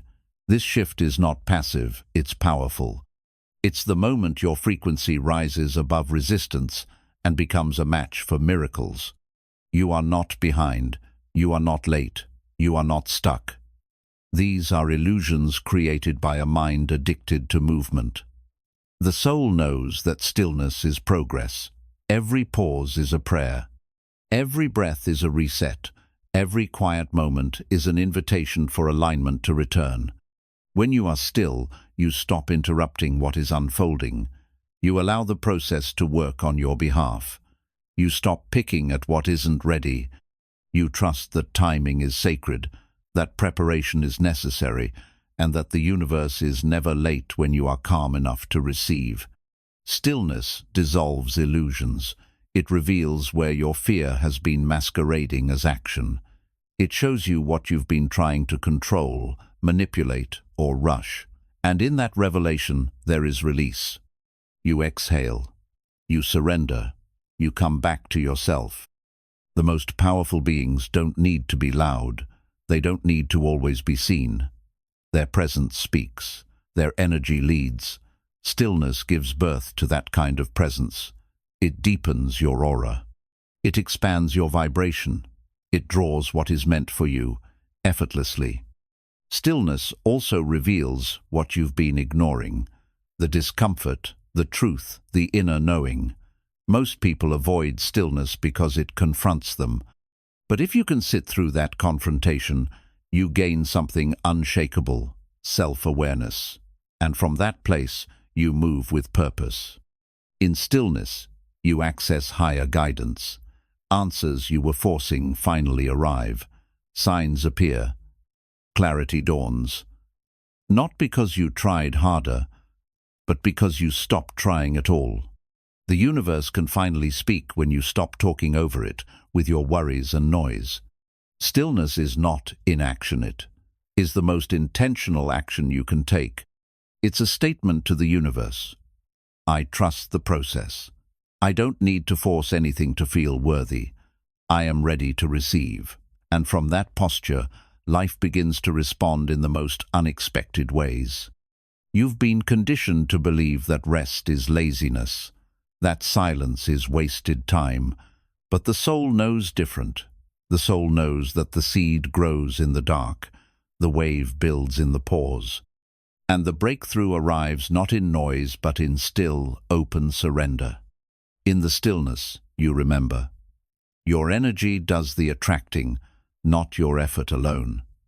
You begin to focus not on doing more, but on becoming more aligned. You shift from exhausting yourself to elevating yourself, and that elevation is what changes your entire reality. When your mind is still, your energy becomes clear. You stop broadcasting confusion. You start sending out a signal of wholeness. That signal is what the universe listens to, not your words, not your plans, but the frequency behind them. Stillness aligns that frequency. Stillness is where faith lives. It's easy to believe when you're in motion, when things are happening. But true faith is tested in the quiet, in the pause. Can you still trust when nothing seems to be moving? Can you still believe when all you have is breath and presence? Being still is not about doing nothing, it's about doing the inner work, letting your nervous system reset, letting your thoughts realign, letting your emotions surface and settle. It's about clearing space so what's meant for you can finally arrive without being blocked by noise. So the next time you feel the urge to panic, to push, to control, pause, be still, breathe. Remember, the universe is already in motion. You don't need to beg it to move. You only need to step back, align, and allow. Because the truth is simple, the universe moves most when you don't. Stillness allows your nervous system to decompress, giving your body and mind the space to reset. When you're constantly stimulated by tasks, conversations, scrolling, or worries, you override your internal rhythm. But in stillness, your natural flow returns, and the energy you emit becomes clean, calm, and clear. When you sit in silence, the universe doesn't stop moving, it listens more closely. Your energy becomes a signal, not static. And in that deep quiet, what you've been trying to manifest can finally find its way through. Stillness isn't a lack of activity, it's a frequency of surrender. There's a wisdom that only appears when you're quiet enough to hear it. It's not loud, it won't compete with your distractions, but when you pause, it speaks. And its voice is more precise than anything you could plan. That guidance is your soul in dialogue with the universe. The ego wants constant movement to feel important. It believes progress only happens through control. But your higher self knows that movement born from stillness is far more impactful than endless activity from fear. When your actions are rooted in alignment, they carry power. Stillness brings you back into harmony with divine timing. You stop obsessing over deadlines and outcomes. You remember that there's a larger rhythm to life, one that doesn't follow your clock, but always arrives right on time. That trust becomes a bridge between your desire and its delivery. In moments of deep stillness, healing accelerates. You're no longer resisting emotions. You're no longer distracted from what needs to be felt. Pain begins to release. Anxiety starts to dissolve. The body realigns. You become whole not by doing more, but by simply being fully present. Stillness teaches you discernment. When you're constantly rushing, everything feels urgent. But when you slow down, you start to see what truly matters. You say yes from alignment. You say no from clarity. And in that space, your energy becomes sacred, not scattered. Many of the things you're chasing are already circling you, but your chaotic energy blocks their entry. Stillness softens your field. It tells life, I'm ready to receive. And in that readiness, doors open, ideas come, people align without force, without begging. Stillness removes the layers of pretending. When you stop performing, you meet your truth. Maybe it's uncomfortable at first. Maybe it exposes what you've been avoiding. But in that raw awareness lies your liberation. You can't change what you won't face, and stillness helps you face it. There's a magic in trusting the pause. It's not always about knowing what's next. It's about knowing that not knowing is okay. That space of uncertainty, it's a sacred womb where transformation brews. Something is forming, and your job is simply to hold space for it. Most of your anxiety is a result of resisting the moment. You're either stuck in the past or rushing toward the future. But when you choose stillness, you reclaim the now, and in the now, nothing is missing. In the now, you are safe, you are enough, you are aligned. Stillness helps you detach from identity. You stop needing to be the achiever, the fixer, the doer. You return to simply being a human, a soul, a breath. From that place, you realize you're valuable not because of what you produce, but because of who you are, inherently. Stillness is the birthplace of intuition. Without stillness, your intuition gets drowned out by logic, fear, and outside noise. But in silence, you remember how to hear your inner voice again. It doesn't shout. It gently nudges. It guides you without needing explanation. You don't need to figure everything out. Stillness reminds you that some answers come without effort. Some clarity is revealed, not chased. And the more you relax into the unknown, the more it becomes known piece by piece, moment by moment, breath by breath. Stillness renews your creative power.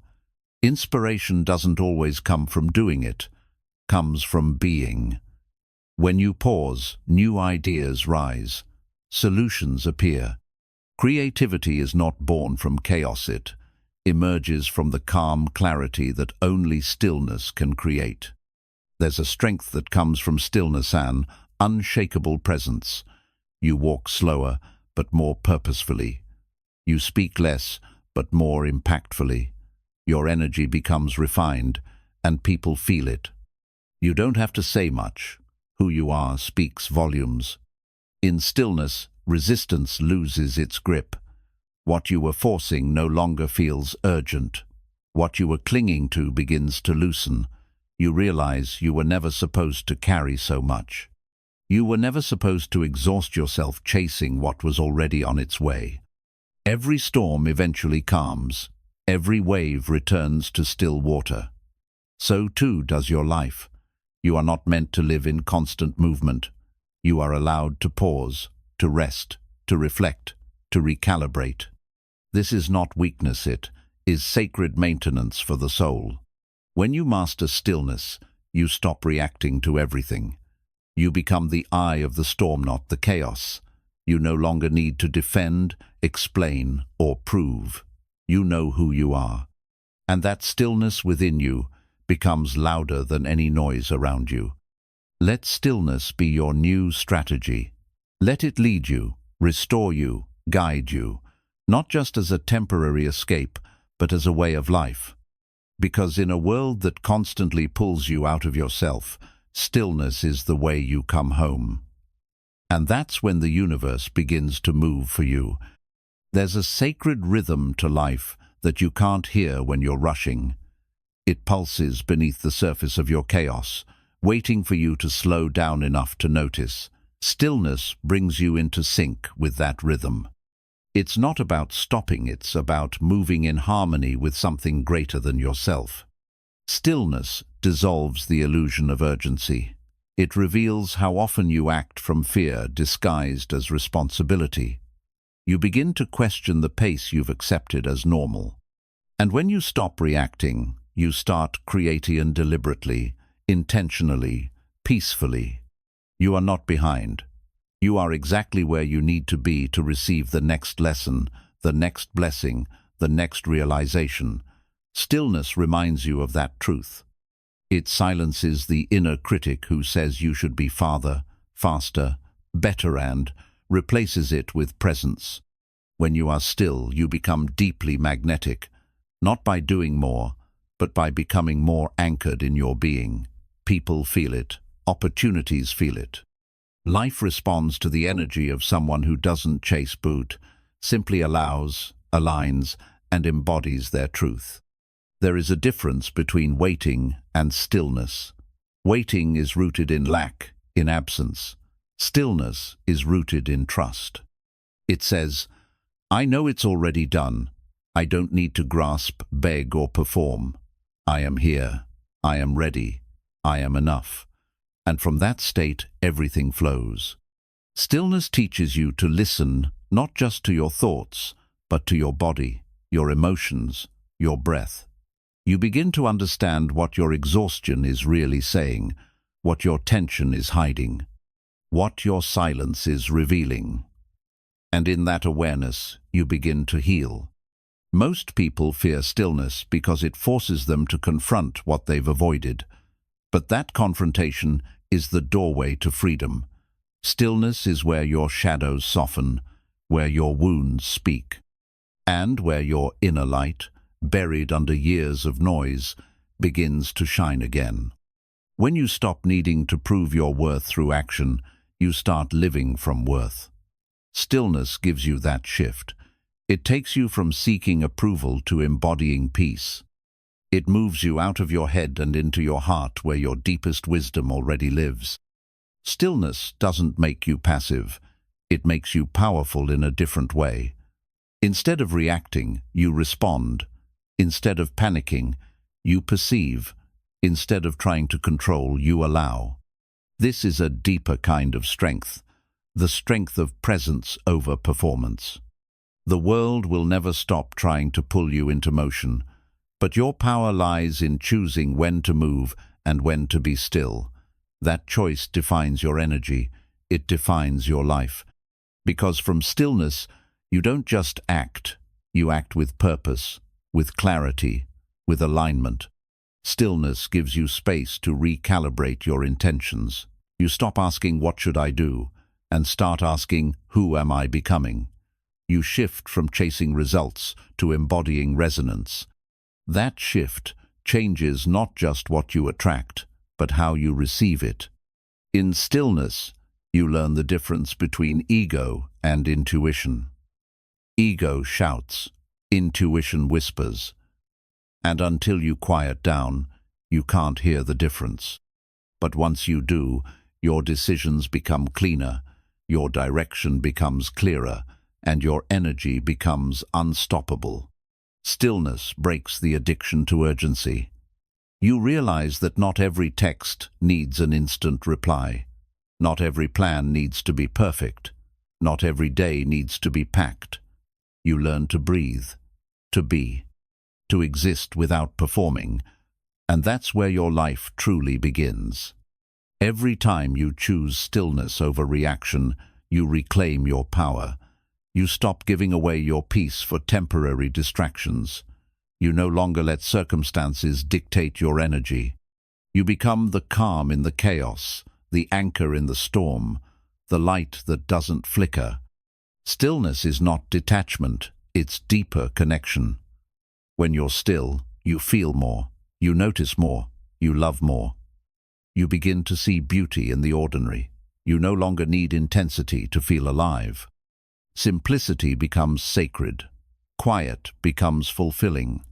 In stillness, the heart softens, the mind settles, the soul expands. You begin to realize that most of your problems were rooted in overthinking, overdoing, overreaching. But here, in this quiet space, you need nothing. And needing nothing becomes your power. Your highest self doesn't operate in panic. It flows from stillness. It doesn't rush decisions or chase timelines. It observes, it listens, it trusts. Stillness gives you access to that version of you, the one who knows what to do without needing to force anything. Let the world rush. Let others prove, push, and perform. You're not here for that pace. You're here to align with something deeper, something timeless, something true. And you only find it when you stop and return to stillness, where everything real already lives. The transformation you seek doesn't always come with noise. Sometimes it comes in a breath, in a pause, in the decision to do nothing, but be fully present. Stillness is not the opposite of progress.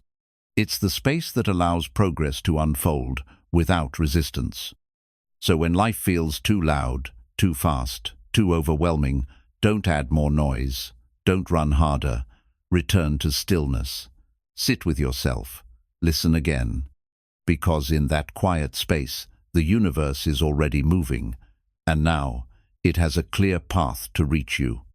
Sometimes the loudest action you can take is complete stillness. When you stop trying to control every outcome, life begins to unfold in ways you couldn't plan but always needed. The peace you feel when you let go isn't emptiness, it's alignment. You've just listened to a reminder that calm is not weakness, it's wisdom. Trust the flow, detach from the noise, and remember, the universe responds not to pressure, but to presence. Stay still, stay grounded, and let what's meant for you arrive in perfect time. Ask ChatGPT.